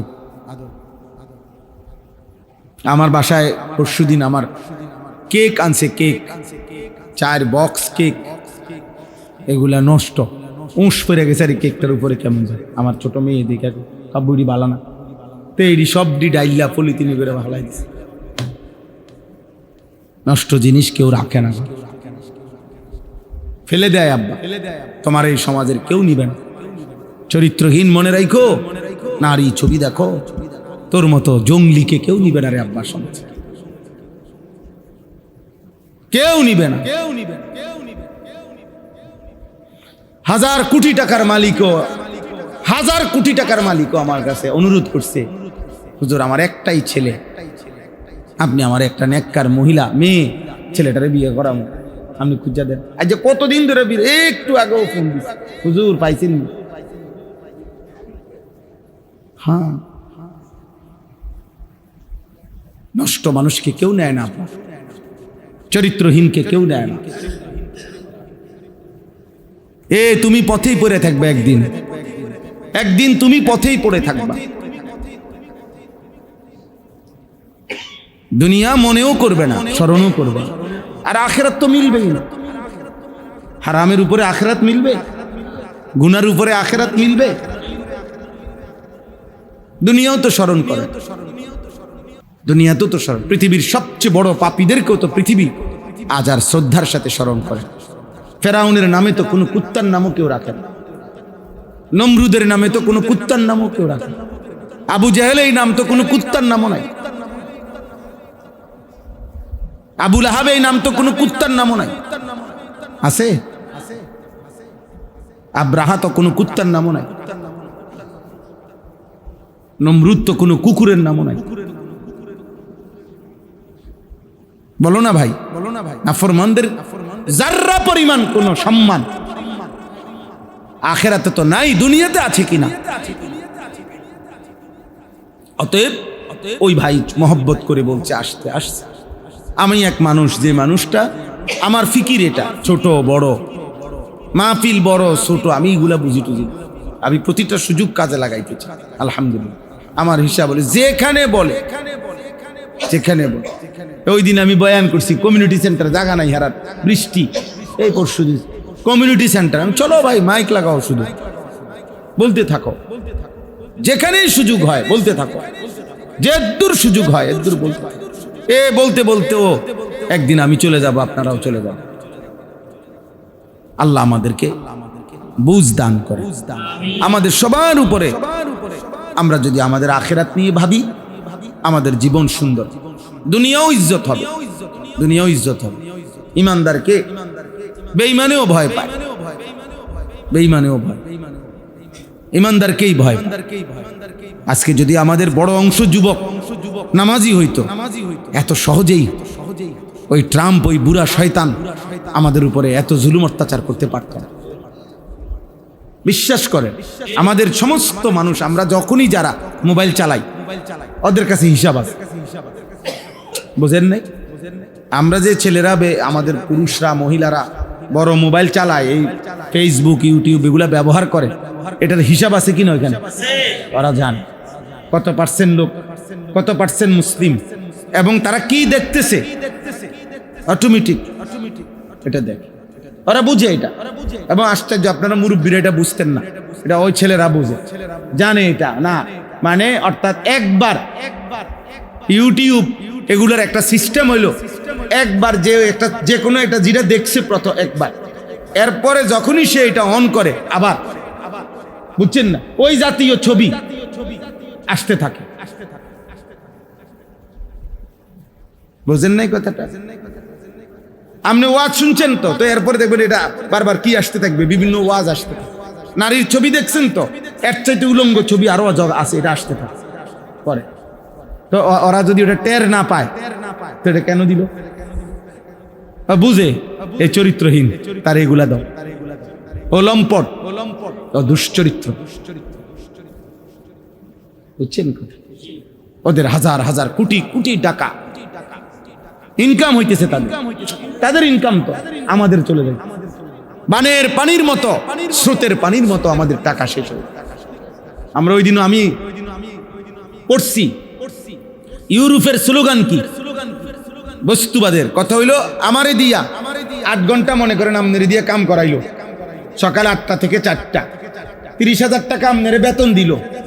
আপনারই আবার এই পরিমাণ বিনোদন, রেস্তোরাঁ, পার্ক, শপিং সেন্টারের লোভনীয় চাকচিক্য দেখলো, এই পরের 6 ঘন্টায় এই 30,000 টাকা ধীরে ধীরে আমনের থেকে খোয়াইলেন। বুঝেন নাই কথাটা? সকালবেলা যে টাকাগুলো আপনার ঘাম জড়াইয়া আপনার হাতে দিছে, রাইত হইতে হইতে এগুলো আপনার থেকে আনন্দের নামে, ফুর্তির নামে, বিনোদনের নামে, সাজগুজের নামে আপনার থেকে খোয়াইলেন। হিসাব বুঝছেন এদের? এটারই বলা হয় পুঁজিবাদ। তাদের সিস্টেম এটা, সিস্টেম এটা।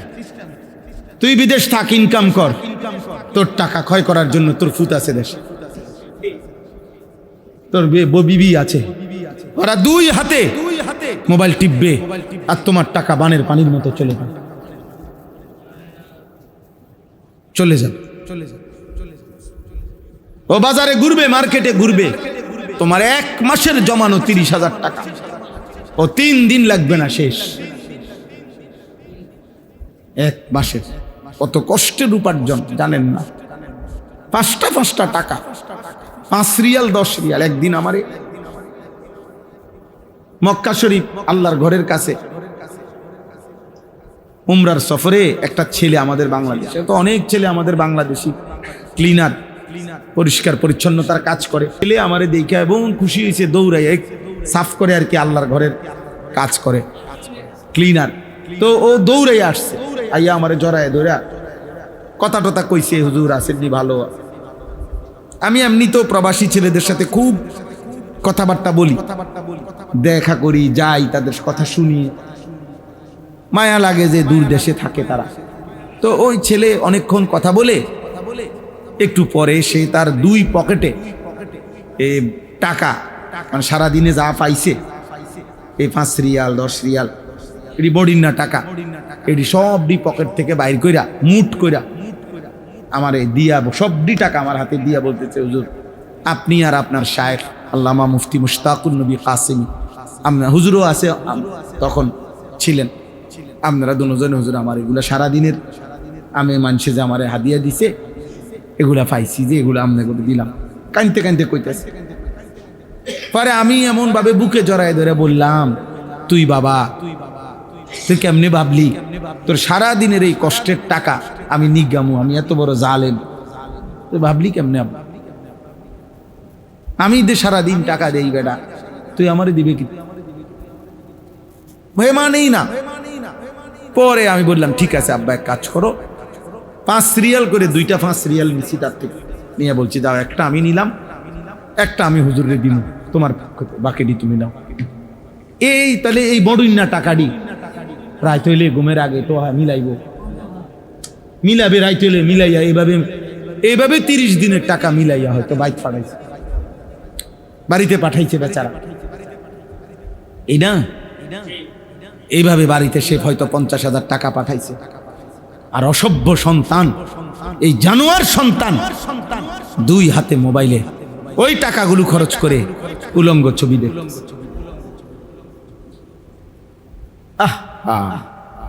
কি পরিমাণ আফসুস এটা, কি পরিমাণ আফসুস, কত জঘন্য, কত জঘন্য। কোন জন্তু জানোয়ারও যদি এটা বুঝতো তো ও তার চামড়া কলজা খুল্লা লাইতো, যে তুই আমার এত কষ্টের টাকা দিয়ে এটা কি দেখলি, কি করলি সারাটা দিন। এই জন্য বললাম, আমরা প্রত্যেকেই আমাদের জীবনের এটা হিসাব, আমাদের আখিরাত। কুল হুয়াল্লাযী আনশাআকুম ওয়া জাআলা লাকুমুস সামআ ওয়াল আবসারা ওয়াল আফইদা কালিলাম মা তাশকুরুন। আল্লাহ বলে, বান্দা শুনো, তোমাকে সৃষ্টি করেছি আমি, এবং তুমি সারা দিনে যত কিছু অর্জন করো, এখানে 3টি অঙ্গ তোমার বেশি ব্যবহার হয়। কান দিয়ে তুমি শুনো, চোখ দিয়ে তুমি দেখো, আর অন্তর দিয়ে তুমি ধারণ করো, ভাবো, অন্তরে অন্তরে প্ল্যান, প্রোগ্রাম, পরিকল্পনা, ফিকির করো। আল্লাহ বলেন, মনে রেখো, আমি আল্লাহই তোমার কান, চোখ, অন্তর আমি দিয়েছি। কিন্তু আফসোস বান্দা, কালিলাম মা তাশকুরুন, সৃষ্টিও করলাম আমি, সারা দেহের অঙ্গ দিলাম আমি, কান চোখ অন্তর দিলাম আমি, অথচ সেই তুমি আমার শুকর আদায় করছো কম। সেজদা পাইলাম না, আমার নামটা একটাবার মুখে উচ্চারণ করলাম। কালিলাম মা তাশকুরুন, আমার শুকর তো আদায় করলা না। চোখ দিলাম আমি, আমার কালাম তো দেখলা না। 60 বছরে কত কিছু দেখলা, আমার কোরআন একটা পৃষ্ঠাও দেখে দেখে পড়তে পারো না। এই চোখ দরকার কি ছিল? এমন চোখ কি দরকার ছিল যে চোখ আমার কালাম দেখে নাই? ওই জিহ্বা কি দরকার ছিল যে এই জিহ্বায় আমার নাম উচ্চারণ হয় না? ওই কান দরকার ছিল কি যে কানে আমার কথা শোনো না, আজান শোনো না? শুধু কানে আওয়াজ শুনে না এমন মানুষও তো দুনিয়া ভোগ করে, চোখে দেখে না এমন মানুষও তো দুনিয়া ভোগ করে। করে কিনা বলেন? যে মানুষটা অন্ধ সে কি খায় না, সে ঘুমায় না, তার কি দুনিয়া নাই? তার তো বউ আছে, বাচ্চা হয়। যে মানুষটা বোবা তারও তো খানা হয়, খাবার হয়, আহার নিদ্রা, তারও তো বউ হয়, তারও তো বাচ্চা হয়। শুধু দুনিয়া ভোগ করতে তো অন্ধ হইলেও চলতো, শুধু দুনিয়া ভোগ করতে তো বোবা হলেও চলতো, শুধু দুনিয়া ভোগ করলে তো কান ছাড়া হলেও চলতো। কালিলাম মা তাশকুরুন, অথচ বান্দা আমার শুকর আদায় করছো কম। এজন্য আমরা কিতাবে পড়ছি নবী সাল্লাল্লাহু আলাইহি সাল্লাম যেদিন ইন্তেকাল করছে আমাদের নবী, সেদিন এক সাহাবী আব্দুল্লাহ ইবনে যায়েদ ইবনে আব্দে রব্বিহি, শুনেন মিয়া, সরাসরি আমরা নির্ভরযোগ্য কিতাবে পড়ছি, নবীজি সাল্লাল্লাহু আলাইহি সাল্লাম ইন্তেকাল করছে, মদিনায় কান্নার আওয়াজ উঠছে, সারা মানুষ চিল্লাইতেছে নবী দুনিয়াতে নাই। এই সময় একজন সাহাবী নবীজির, হযরত আব্দুল্লাহ ইবনে যায়েদ ইবনে আব্দে রব্বিহি, এই সাহাবী সেই সাহাবী যিনি আজান স্বপ্নে দেখছিলেন। ওই যে নবীজি সাহাবাদের সাথে মিটিং করে গেছে, রাত্রেবেলা একজন সাহাবী স্বপ্নে ফেরেশতা ওনারে কি শিখাইছে? আজানের বাক্য। এই সাহাবী, এই আব্দুল্লাহ ইবনে যায়েদ ইবনে আব্দে রব্বিহি, উনি যখন শুনলেন নবীজি ইন্তেকাল করছে, উনি তখন বাগানে, আঙ্গুরের বাগানে, খেজুরের বাগানে কাজ করতেছিলেন। ওনার তৎক্ষণাৎ কিতাবে আছে উনি সাথে সাথে নিজের হাত থেকে কাঁচি বা যেটি দিয়ে কাজ করতেছি ফেলাইয়া 2 হাত তুলে আল্লাহর কাছে দোয়া করছে, আল্লাহ এই বাগান থেকে বাইর হইয়া আমার নবীকে যেহেতু আমি আর জীবিত দেখবই না, আল্লাহ আপনার কাছে আমার ফরিয়াদ, এই চোখে আমি আর কোনোদিন কিছু দেখতে চাই না। খোদার কসম, এটা কি? তিনি বলছে, আয় আল্লাহ, এই বাগান থেকে বের হয়ে আমার মদিনার নবী, মদিনার বন্ধুকে আমি ওনার কোনো কথা যেহেতু আর কোনোদিন শুনতেই পাবো না, এই কানে বাকি হায়াত আমি আর কিছু শুনতে চাই না। আপনি আমার কানের শক্তি নিয়ে নেন, আপনি আমার চোখের দৃষ্টি শক্তি নিয়ে নেন। স্পষ্ট কিতাবে আছে এই সাহাবী আর কোনোদিন চোখেও দেখে নাই, কানেও শোনে না, মৃত্যু পর্যন্ত ভাবেছি। ওই চোখ দিয়ে আর দরকার কি যে চোখ বন্ধুকে দেখবো না?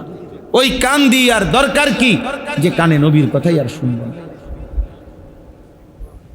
ওয়াজআলা লাকুমুস সামআ ওয়াল আবসারা ওয়াল আফইদা। ওই দেখো, ওই বেয়াদব, ওই দেখেন, ওই বেয়াদব মোবাইল দিয়ে দেখছেন, 1 ঘন্টা না আরো 100 ঘন্টা বলল, কলিজা যার পাথর, কষ্ট দেখছেন। মাথা নোয়াইলে কি লাভ হইব আব্বা? কঠিন আব্বা, কঠিন, সময়টা বড় কঠিন। আমরা এত চেষ্টা করি এই জন্য যে বারবার বলি, বারবার বলি, বারবার বলি, বারবার বলি, আশায় আসি, কঠিন হয়ে যাচ্ছে। কোনোভাবেই ছেলে পেলে বুঝতে চাচ্ছে, ওর সিদ্ধান্ত আমার জীবন আমি শেষ করে দিই, আমার জীবন আমি শেষ করে দিই। আমার নারী দরকার, আমার ছবি দরকার, আমার উলঙ্গ নাচ ছাড়া, নর্তকী ছাড়া আমার জীবন চলবে না। আমি আমার জীবন জন্তু জানোয়ারের মতো বানায় ফেলি। আমি মা বুঝি না, বাবা বুঝি না, আল্লাহ বুঝি না, নবী বুঝি না। আমি বুঝি আমার যৌন চাহিদা, আমি বুঝি আমার লজ্জাস্থানের চাহিদা। খালাস, আমার লজ্জাস্থানের চাহিদা পূরণ হচ্ছে, আমার আর পৃথিবী কি আছে না নাই আমার দেখার দরকার। একটাই কারণ, আর কোনো কারণ নাই। এই মোবাইল সারাক্ষণ ব্যস্ত থাকার কারণেই তো, শুধু নারী, আর কিচ্ছু না। এই ওয়াজ শুনে হুদা হুদা, কে এর ওয়াজ শুনে? কদ্দুর কাদ্দুর 2 মিনিট 4 মিনিট আমনে দিন গেলে দেখাইব আপনার ওয়াজ আছে। হুজুর আমার মোবাইলে আপনার অনেক ওয়াজ আছে। তো কি ওয়াজ? ওয়াজ থাকলে কি? আমার ওয়াজ তোমার মোবাইলে থাকলে কি? তুমি জুনায়েদ বাগদাদি হয়ে গেছো। হ্যাঁ, তুমি ভাইজি দুস্তামি স্বাস্থ্য ভাই। আল্লাহ আমাদেরকে বিবেক দান করে। এই জন্য আমি শেষ করছি, আমাদের কথা এটাই। আল্লাহ তাআলা কোরআনুল কারীমের মধ্যে বলছেন, আমাদের জীবনে আল্লাহ মনে করাই দিয়েছেন, বান্দা আমি তোমাকে মনে করাই দিলাম যে আমি সব দিলাম, অথচ তুমি আমার শুকর আদায় করছো কম। আমি মাল দিলাম, অথচ বছরের পর বছর যায়, হজ্জের কথা মনে পড়ে না, আমার ঘর দেখবার কথা মনে পড়ে না। 3 ফুট উনি বিদেশ পাঠাইছে, 3 × 36 লাখ টাকা এই বুড়া মিয়া ব্যবস্থা করছে। উনি এ পর্যন্ত জমি কিনছে 30 শতক, উনি বাইক বিল্ডিং করছে, উনি 4টা মাইয়া বিয়া দিছে, উনি সবই করছে, কিন্তু নাফরমান বুড়ার আজও আল্লাহর ঘরে যাওয়ার সময় হয় না। বুঝেন নাই? আশ্চর্য, আফসোস কেমন। ওই বেড়ায় কইয়া দিছে, কাকু এই বিষয় সবাই দেওয়া যায় না, বহুত লোক চাইয়া রাখছে, সর্বোচ্চ 15 দিন আপনি পরিষ্কার কইয়া দেখেন পারবেন কিনা, নাইলে কিন্তু আমি 16 দিনের দিন আরেকজনের বিষয় দিয়ে এলাম। 15 দিনে 12 লাখ টাকা পাইলে দেন, 16 দিনের দিন ফ্লাইট, ঠিক এই 12 দিনে 14 দিনে 90 বছরের বুড়া মিয়া টাকা মিলাই লেছে। কিন্তু 60 বছরও কোনো দিন মনে পড়ে নাই আমার মালিকের ঘর থেকে। আফসোসের আফসোসের ব্যাপার। বুঝতেও চায় না, বুঝতেই চায় না, জিজ্ঞাসাও করে না, একেবারে জানতেও চায় না যে হুজুর আমার যে এতটুকু সম্পত্তি আছে, জমি আছে, টাকা আছে, আমার উপরে হজ ফরজ কিনা। না না, বুঝিং গেলে যদি ফরজ হয়ে যায় এতে না জিঙ্গানি বালা। সবচেয়ে কম পয়সার জিরা হেটা জিগা ফেতরা, ফিতরা জিঙ্গায় একেবারে সবাই। কারণ উনা জানে ওনার কলিজার ভিতরে যে হুজুরে যত জানরে জিগাই 70-80 টাকার বেশি উঠতো না, নাইলে বেশিতে বেশি 100 টাকা। আজ কোনো সমস্যা নাই, মানুষ 6 জন 600 টাকা আইব, এটা একেবারে পোস্টার লাগাইয়া দিলে কি। কিন্তু হজ্জের কথা জিগাইলেই বেজা, যাকাতের কথা জিগাইলেই কমপক্ষে 30,000 টাকা, হজ্জের কথা বুঝতাম গেলেই 6 লাখ টাকা। এতে না জিগান ভালো, না জিগাইয়া তো আপনি দুনিয়া পার হয়ে গেলেন, আখেরাত আখেরাত বলেন না বাবা।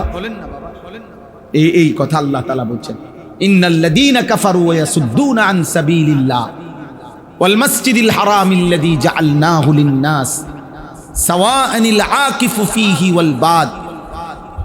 আল্লাহ তাআলা বলছে, যারা নাফরমানি করে, যারা আল্লাহর পথে চলতে বাধা দেয়, যারা আমার ঘর মসজিদে হারামে আসতে বাধা দেয়, আমি বললাম আমি তাদেরকে কঠিন আযাব দেব।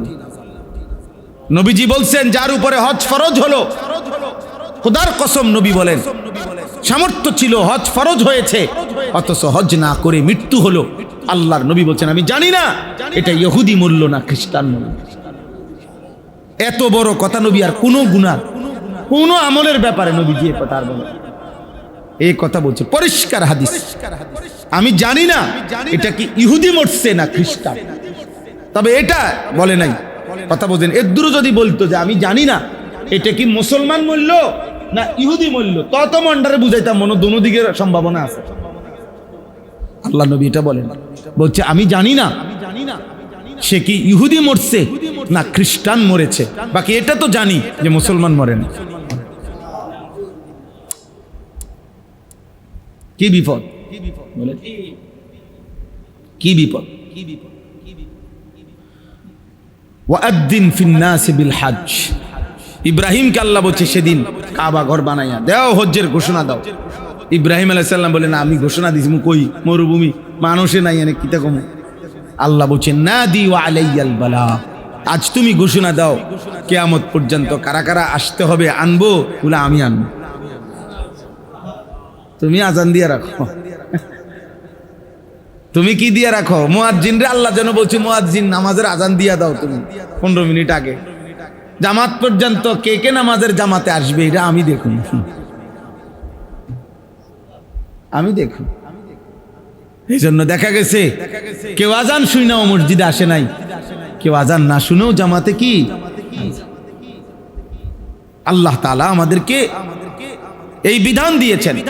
রাসূলুল্লাহ সাল্লাল্লাহু আলাইহি ওয়াসাল্লাম বলছে ওইটা ইহুদির মওত হয়, খ্রিস্টানের মওত হয়, যে কি সামর্থ্য সম্পদ ছিল হজ খরচ হলো করে নাই। আপনাদের অসংখ্য মুসলমানের উপরে হজ ফরজ, আপনারা বুঝতেও চান, জিঙ্গাইতো নাই, আও দিন চলে না, অন জান চলে না, আইসে হজ, অন 2টা ফুট বিদেশ পাঠান, বাকি অন কমপক্ষে 2টা মাইয়া বিয়া দন, কদ্দুর গদ্দুয়ার করছি না, অন কদ্দুর জমি কিনমু করে ঘুরতে আসি, ওরা আইসে অন্য হজ করতে। তো জমি কিনার সাথে হজের কি সম্পর্ক? মেয়ে বিয়ে দেওয়ার সাথে হজের কি সম্পর্ক বলেন না? হজ বুঝি ফরজ হয় দুনিয়াবি সমস্ত কাজ শেষ হইলে, এরপরে নি হজ ফরজ হয়? কথা বলেন, হজ কি বুড়া মানুষের উপরে ফরজ হয়?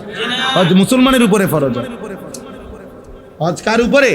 মুসলমানের উপরে, বালেগের উপরে, আকেলের উপরে, সামর্থ্যবান, শরীয়তে যাকে সামর্থ্য। আপনার সামর্থ্য নাই বললে হইতো না, আপনার ইচ্ছার উপরে না। আমি হুজুর তারা 60টা ফুট বিদেশ পাঠাইছি আল্লাহ আল্লাহ করিয়া, এখন আমার শেষ বয়স, তারা যদি কোনো ফুটে দয়া করিয়া তাকে যদি আল্লাহ লোয়ায় হজে পাঠায়, তাহলে তো গেলাম হইলে বাবা, নাইলে আমি কই থেকে আনবো? আমার কাছে কি কিছু আসেনি? না, আপনার কাছে যেহেতু চাচা কিছু নেই, আপনি বইয়ে বইয়া চা দিয়া বন দিয়া খান, আর কোন দিন মরিবেন চা দোয়ানে বসে বসে গনেন, আমার আর মরার বাকি কই। এরপরেই দেখবেন, কবরে গেলেই বুঝবেন, ফেরেশতা আপনারা যখন টাঙ্গাইয়া ফিটবো, আপনিও বুঝবেন, আপনার বাপেও বুঝবেন। বুঝতেন না? আপনার 14 গোষ্ঠী বুঝবে, সেদিন বুঝবে না। অসংখ্য মুসলমান ইচ্ছা করে মস্কারি করে, মস্কারি।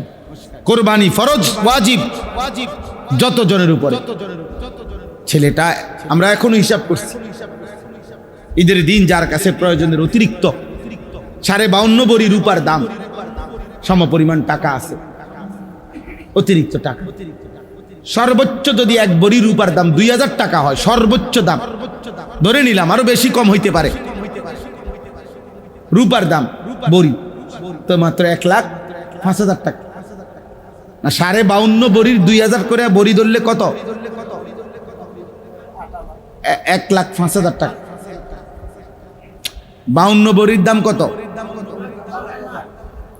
50-এর দামে 1 লাখ, তো 1,05,000 হলো না, 1 লাখ। হ্যাঁ, তো ধরেন আপনি 7,000-ই ধরেন, এই টাকাটাই ধরেন। তাইলে এই যে মনে করেন সর্বোচ্চ আপনার 52.5 ভরি রূপার দাম, এই টাকাটা যদি কারো উপরে কারো কাছে থাকে, ওই পরিমাণ টাকা অতিরিক্ত, তার উপরেই কোরবানি ওয়াজিব। তা আপনি এটাই ধরেন না, এটা ধরেন 1 মিনিট, কত বলছেন আপনি? 7,000 রূপার ভরি। আচ্ছা ধরলাম, আমি ধরলাম 3,64,000 আরো 3,500 নাকি 3,67,500 টাকা, 3.5 লাখের বেশি। এখন যে ছেলেটা বিদেশ করে, সে যে 22 টাকা 30,000 পাঠাই দিল, বাপের নামে মার নামে কোরবানি হইল, ওর কাছে যে টাকা আছে, তো ওর উপরে কোরবানি ওয়াজিব না? কথা বলেন না? তো তার কোরবানি কই হইল? তার কোরবানি হলো কই? যে মহিলার কাছে স্বর্ণ আছে, নগদ জমা টাকা আছে, এই দুইটা মিলাইলে যদি এই টাকা হয়, স্বর্ণ এবং কি রূপা, স্বর্ণ এবং টাকা, মহিলার কাছে 20,000 টাকাও আছে, 1 ভরি স্বর্ণ আছে, এই দুইটা মিলাইলে যদি এই টাকা হয়, মহিলার উপরেও কোরবানি আছে। কই আমাদের সমাজে কয় % মহিলার কোরবানি দেয়? ফিতরা দিছে, ফিতরা 110, বেডিরে ব্যস্ত দিয়ে দিছে, মাইতো না তুমি ব্যস্ত যাইবা, 110 টাকা দিছি, খামখেয়ালি না, সবাই কি টিহা দেয়নি? আমি 110 টাকা দিছি তোমার লাগে, তুমি ভাত রান্ধো, তুমি রুটি বানাও, তুমি রুটি বানাও, আমি রুটি খামো, তুমি ব্যস্ত যাইবে 110 টাকা দিয়ে। বেড়ির ব্যস্ত দিছি মহিলা, বলেও না মহিলারে, মহিলারে বুঝতেও দেয় না, মাস আলাও বলে না। অথচ পুরুষের দায়িত্ব স্ত্রীকে দিন শেখানো, বাবার দায়িত্ব মেয়েকে দিন শেখানো। আল্লাহ আমাদেরকে বুঝ দান করেন। চলেন শেষ কথা। অতএব হজ্জের মৌসুম, কোরবানির মৌসুম, এক নজরে বলা যায় না, এটা আপনার দায়িত্ব, বুঝে নাও। আপনারা প্রত্যেকেই আপনার হিসাব আপনি ইমাম সাহেবের থেকে বুঝে নিন। হুজুর আমার এই আছে, এই নাই, আমার সম্পদ এতটুকু, জমি এতটুকু, বুঝেন? আমার উপরে হজ ফরজ কিনা, আমার উপরে কোরবানি ওয়াজিব কিনা, আমার উপরে যাকাত ফরজ কিনা, আপনার হিসাবটা আপনি বলেন ইমাম সাহেবের। ইমাম সাহেব আপনি বুঝে বলেন, অথবা আপনি আপনার চাইতে বড় হুজুরকে জিজ্ঞেস করে আমারটা বলে দেন। সহজ হিসাব আপনি জেনে রাখেন। আমার কথাটা আপনি বুঝছেন? এটা জেনে রাখলে ক্ষতি আছে কিনা, বুঝলে ক্ষতি কি না, আমরা জিগাবেন, মাতবো না, চুপ করে আসতে গার নোয়া যাবে, গার নোয়া যাবে। দান সাদাকা তো বাবা পরিমাণ অল্প, আমি আপনাকে বলছি, মসজিদে টাকা দেন, মাদ্রাসায় টাকা দেন, গরিব দুঃখীরে টাকা দেন। আপনি দিছেন 5 টাকা, উনি দিছে 5000 টাকা, হইতে পারে এটা কম বেশ, এটা নফল, এটা কি নফল। কিন্তু হজ তো এমন না, আপনি মন চাইলে করবেন, মন চাইলে করতেন না, হজ এটা না। হজ যদি আপনার উপরে নির্দিষ্ট পরিমাণ সম্পদের কারণে ফরজ হয়, তাহলে আপনার মন না চাইলেও আপনাকে হজ করতে হবে, কোরবানি করতে হবে আপনাকে যদি ওয়াজিব হয়, যাকাত দিতেই হবে আপনাকে যদি কি হয় হিসাবে আসে। এ নামের মন না চাও, এটা মন চাওয়ার বিষয় তো না, এটা আমল, শরীয়তের আমল। আমার এখন নামাজের ওয়াক্ত, আমার মন না চাইলেও আমাকে নামাজ পড়তে হবে না। সকালবেলা ফজরের সময় উঠতে কার মন চায়, কিন্তু তাই বলে কি নামাজ মাফ? এই যেটা ফরজ, যেটা ওয়াজিব, এইটা আর নফল এক কথা? তাইলে এনে মন চাওয়া চাইর কি আছে? হ্যাঁ, আপনি ফুতের বিদেশির লোকে বইয়ে রেছেন কীর্তেন, বুঝেন না কথাটা? ছেলে টাকা দিলেনই হজ ফরজ হয়। আল্লাহ আমাদেরকে বুঝ দান করে। আপনাদের আবার যদি কখনো দেখা না হয়, এই জন্য আজকে বলে দিলাম, আপনারা জিজ্ঞাসা করবেন, আপনি আলেমকে জিজ্ঞাসা করেন, সবার আশেপাশে হুজুর আছে, আলেম আছে, উপযুক্ত একজন আলেমকে জিজ্ঞেস করে জেনে নিবেন। আল্লাহ আমাদেরকে তৌফিক দান করে। খামখেয়ালি করবেন। ছেলের আব্বা, তোমাদেরকে অনেক কথা বললাম, ধমক দিলাম, বাবা দয়া করে আল্লাহর পথে ফিরো বাবা। কেউ মনে রাখবে আব্বা, খুব এগুলা বললে অনেক কঠিন ব্যাপার। আমরা সারা পৃথিবীর খোঁজ খবর রাখি, সারা বিশ্ব আমাদের মুসলমানদের শেষ মাটিটাও নিয়ে যাবে এই স্বপ্নটা, এই পরিকল্পনা, বুঝছেন না? নিয়ম হইল পানি, হ্যাঁ, শূন্য জায়গা পূর্ণ করে। অর্থাৎ পানি যখন আসে না, এদিক দিয়েও যদি খালি থাকে জায়গা, আসতে এটা তো করে, অন্যও যদি খালি থাকে পূর্ণ। আবার অতএব দুশ্মনের ষড়যন্ত্র আমাদের কাউকে ছাড়বে না, কাউকে না, কাউকে না। দুনিয়া মিলবে না, দুনিয়াও মিলবে না। আজ কতদিন রোহিঙ্গা মুসলমান আজ কতদিন হয় বাড়ি ফিরতে পারে না। সেই 17 সালে আমরা ওই যে টেকনাফ করে টাকা দিয়ে আইছি আমরা, মনে নাই? আজ কত বছর হয়েছে, আজও তো তারা ঘরে ফিরতে পারে না। কোন দিন ফিরবে তারা তো জানে না। তাদের কত বাচ্চা, মাসুম বাচ্চা, তো 10 বছর হয়ে গেছে, ও তো কি শরণার্থী, ও পড়ে আছে। ও এই তেরফালের মধ্যেই তার জীবন পার করতেছে। বলেন, এই জন্য আল্লাহ তাআলা কোরআনে আল্লাহ বলছে, বান্দা আমি যদি কোনো দিন ভরে তোমাদের পানির স্বাভাবিক যে ধারা, স্রোত ধারা আমি যদি নিচে নামায় ফেলি, সাতবক জমিনের নিচে, পৃথিবীর কারো শক্তি নাই তোমাদের জন্য পানি উঠাই দিই। কোরআন শরীফ আছে, কুল আরাআইতুম ইন আসবাহা মাউকুম গাওরান ফামান ইয়াতিকুম বিমাইন মাইন। বান্দা, পৃথিবীতে জানেন আপনারা আধুনিক মেশিন, সর্বোচ্চ মেশিনটাও মাটির একটা নির্দিষ্ট স্তর আছে, এরপরে আর যায় না। এরপরে আর কি মেশিন কাজ করে না।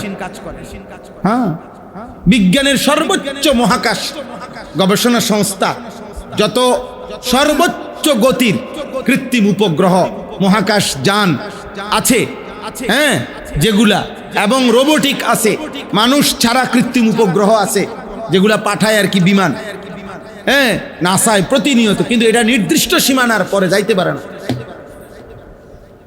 যাইতে পারে না। আল্লাহ বলেন, আমি যদি পানির যে লেয়ার, পানির যে স্তর, এই স্তর থেকে যদি আমি নিচে নামায় ফেলি, কোরআনের আয়াত এটা, কে তোমাদের পানি এনে দিবে? আমি যদি মাটিতে তোমাদেরকে ধসিয়ে ফেলি, কে তোমাদেরকে রক্ষা করবে? আল্লাহ বলছে, আমি যদি তোমাদেরকে পাথরের বৃষ্টি বর্ষণ করি, কে তোমাদেরকে রক্ষা করবে? আমি যদি কোনোদিন তোমরা খেলাধুলারত অবস্থায় দিনে দুপুরে ধ্বংস করি, কে তোমাদেরকে বাঁচাবে? আমি যদি তোমাদেরকে রাতের অন্ধকারে ঘুমন্ত মানুষকে মেরে ফেলি, শেষ করে ফেলি, কে তোমাদেরকে রক্ষা করবে? এগুলা কোরআনে বারবার আছে, এবং এগুলোর আশ্চর্য কথা হলো প্রত্যেকটার উদাহরণ পৃথিবীতে আছে। মানে এরকম ঘটনা যেটা বলছে ভয়, ওইটা আল্লাহ তাআলা পৃথিবীতে আগে দেখাইছে। কারুনকে আল্লাহ মাটিতে ধসাই দিছে কিনা বুঝেন নাই? আব্রাহার বাহিনীকে আল্লাহ তাআলা পাথর বর্ষণ করে ধ্বংস করছে কিনা? প্রত্যেকটার নমুনা আছে। হ্যাঁ, নমুনা। তাহলে যে মালিক এতগুলো আযাব করতে পারলেন, তিনি এখনো আছেন না? আমরা সবাই ইনশাআল্লাহ চেষ্টা করি, আল্লাহ আমাদেরকে তৌফিক দান করেন। ফজরের নামাজ পড়ার চেষ্টা করেন, একজন আরেকজনকে ডাকেন, ফজরের জন্য ডাকেন, চাচা আপনি ছেলেকে ডাকেন, দাদা আপনি নাতিকে ডাকেন। হ্যাঁ, আপনি বলেন না বারবার, আপনি বলেন, কাঁদেন ওর জন্য, চোখের পানি ফেলেন, দোয়া করেন, আপনি ওর কাছে গিয়ে বলেন, ওরে আবদার করে বলেন, চেষ্টা করেন, ধীরে ধীরে ইনশাআল্লাহ অল্প অল্প করে হলো পরিবর্তন হবে। ইতিমধ্যে বাংলাদেশে লক্ষ লক্ষ কিশোর যুবক, এমনকি আলহামদুলিল্লাহ ইউনিভার্সিটি পড়ুয়া হাজার হাজার ছেলে এখন আল্লাহমুখী, ইসলামমুখী। হ্যাঁ হ্যাঁ, আমরা হতাশ না, হতাশ হইলে এত কষ্ট করলাম নইলে। আমার এই বৃষ্টি বাদলের, আমি এবছর একেবারে ঈদের দিন ওয়াজ করছি। হ্যাঁ, রোজার ঈদ যেদিন, এই রমজানের ঈদের দিন রাত্র আমি বয়ান করছি। সেই থেকে নিয়ে এখনো পর্যন্ত এই বৃষ্টি বাদল বান তুফান রোদ বৃষ্টি, আমি বললাম না আমি ছোট বড় কোনো মাহফিল হিসাব করি না, আমার বলা দরকার। আমি বলতে বলতে মরে যাব, বলতে বলতে একদিন চলে যাব। আল্লাহ আমাদেরকে কবুল করেন, আল্লাহ আমাদেরকে কবুল করেন। আলহামদুলিল্লাহ রাব্বিল আলামিন। আল্লাহুম্মা আনতাস সালাম ওয়া মিনকাস সালাম, তাবারাকতা ইয়া দাল জালালি ওয়াল ইকরাম, ইয়া আরহামার রাহিমিন, ইয়া আরহামার রাহিমিন। রব্বানা যালামনা আনফুসানা ওয়া ইল্লাম তাগফির লানা ওয়া তারহামনা লানাকুনান্না মিনাল খাসিরিন। রব্বানা আতিনা ফিদ দুনিয়া হাসানা ওয়া ফিল আখিরাতি হাসানা ওয়া কিনা আযাবান নার। রব্বানা ওয়া আতিনা মা ওয়া'আদতানা আলা রুসুলিক ওয়া লা তুখজিনা ইয়াওমাল কিয়ামাহ ইন্নাকা লা তুখলিফুল মিআদ। রব্বানা ইসরিফ আন্না আযাব জাহান্নাম ইন্না আযাবাহা কানা গরামা ইন্নাহা সাআত মুস্তাকাররান ওয়া মুকামা। রব্বিরহামহুমা কামা রাব্বায়ানি সগীরা। রব্বানা হাব লানা মিন আজওয়াজিনা ওয়া যুররিয়াতিনা কুররাতা আ'য়ুন ওয়াজআলনা লিল মুত্তাকিনা ইমামা। মাওলায়ে করিম আপনি মাফ করে দেন, রব্বে করিম আপনি মাফ করে দেন, মেহেরবান মাওলা আপনি মাফ করে দেন। পেছনের জিন্দেগির সমস্ত নাফরমানি মাফ করে দেন, আগামী জীবন আপনি সুন্দর করে দেন। ঈমান আমল দান করেন, ইজ্জত আফিয়ত দান করেন, তাকওয়া তহারত দান করেন, হিম্মত ইস্তেকামত দান করেন, দ্বীনের উপরে থাকার চলার তৌফিক দান করেন। সেজদাওয়ালা কপাল বানিয়ে দেন, কাঁদনেওয়ালা চোখ বানিয়ে দেন, জিকিরওয়ালা জবান বানিয়ে দেন। মোহাব্বতওয়ালা দিল বানিয়ে দেন, সুন্নাতওয়ালা জীবন বানিয়ে দেন। আল্লাহ আমাদের সমস্ত কবরবাসীদেরকে মাফ করে দেন, কিয়ামত পর্যন্ত কবরের আযাব মাফ করে দেন, কবরগুলোকে জান্নাতের টুকরা বানিয়ে দেন, আপনার নূরে রহমত দ্বারা ভরপুর করে দেন। আল্লাহ আপনি জীবন সুন্দর করে দেন, জীবন সুন্দর করে দেন, জিন্দেগি সুন্দর করে দেন। আল্লাহ অসুস্থ বিমারি যারা শিফা করে দেন, প্রত্যেকের কামাই রুজিতে হালাল বরকত দান করেন। লক্ষ লক্ষ প্রবাসী বাবা ভাইকে ভালো রাখেন, সহি সালামতে ঈমান আমলে রাখেন। কিশোর যুবক ছেলেগুলোকে নামাজি বানিয়ে দেন, চুল চেহারা চরিত্র আখলাক সুন্দর করে দেন। মোবাইল নারীর আসক্তি থেকে হেফাজত করেন, মদ জুয়া জিনা ব্যভিচার গান বাদ্য থেকে বাঁচান। আল্লাহ আমার দেশের নওজোয়ানকে রক্ষা করেন মওলা। বাবা চাচা বয়স্ক মুরব্বী সকলকে নেক আমলের তৌফিক দান করেন। মা বোনদেরকে পর্দা পুশিদা দান করেন। মা ফাতেমা রাবেয়া বসরিয়ার মতো বানিয়ে দেন। আল্লাহ আজকের এই মজলিস আপনি কবুল করে নেন।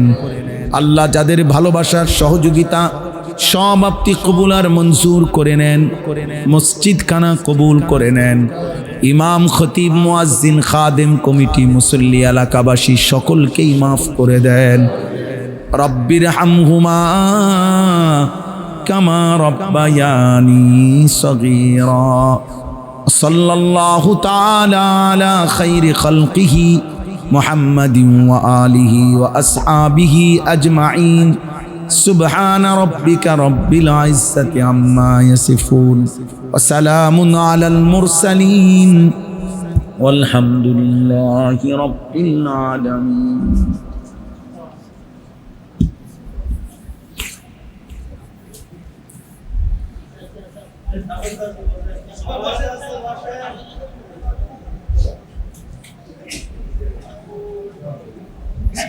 Bismillah.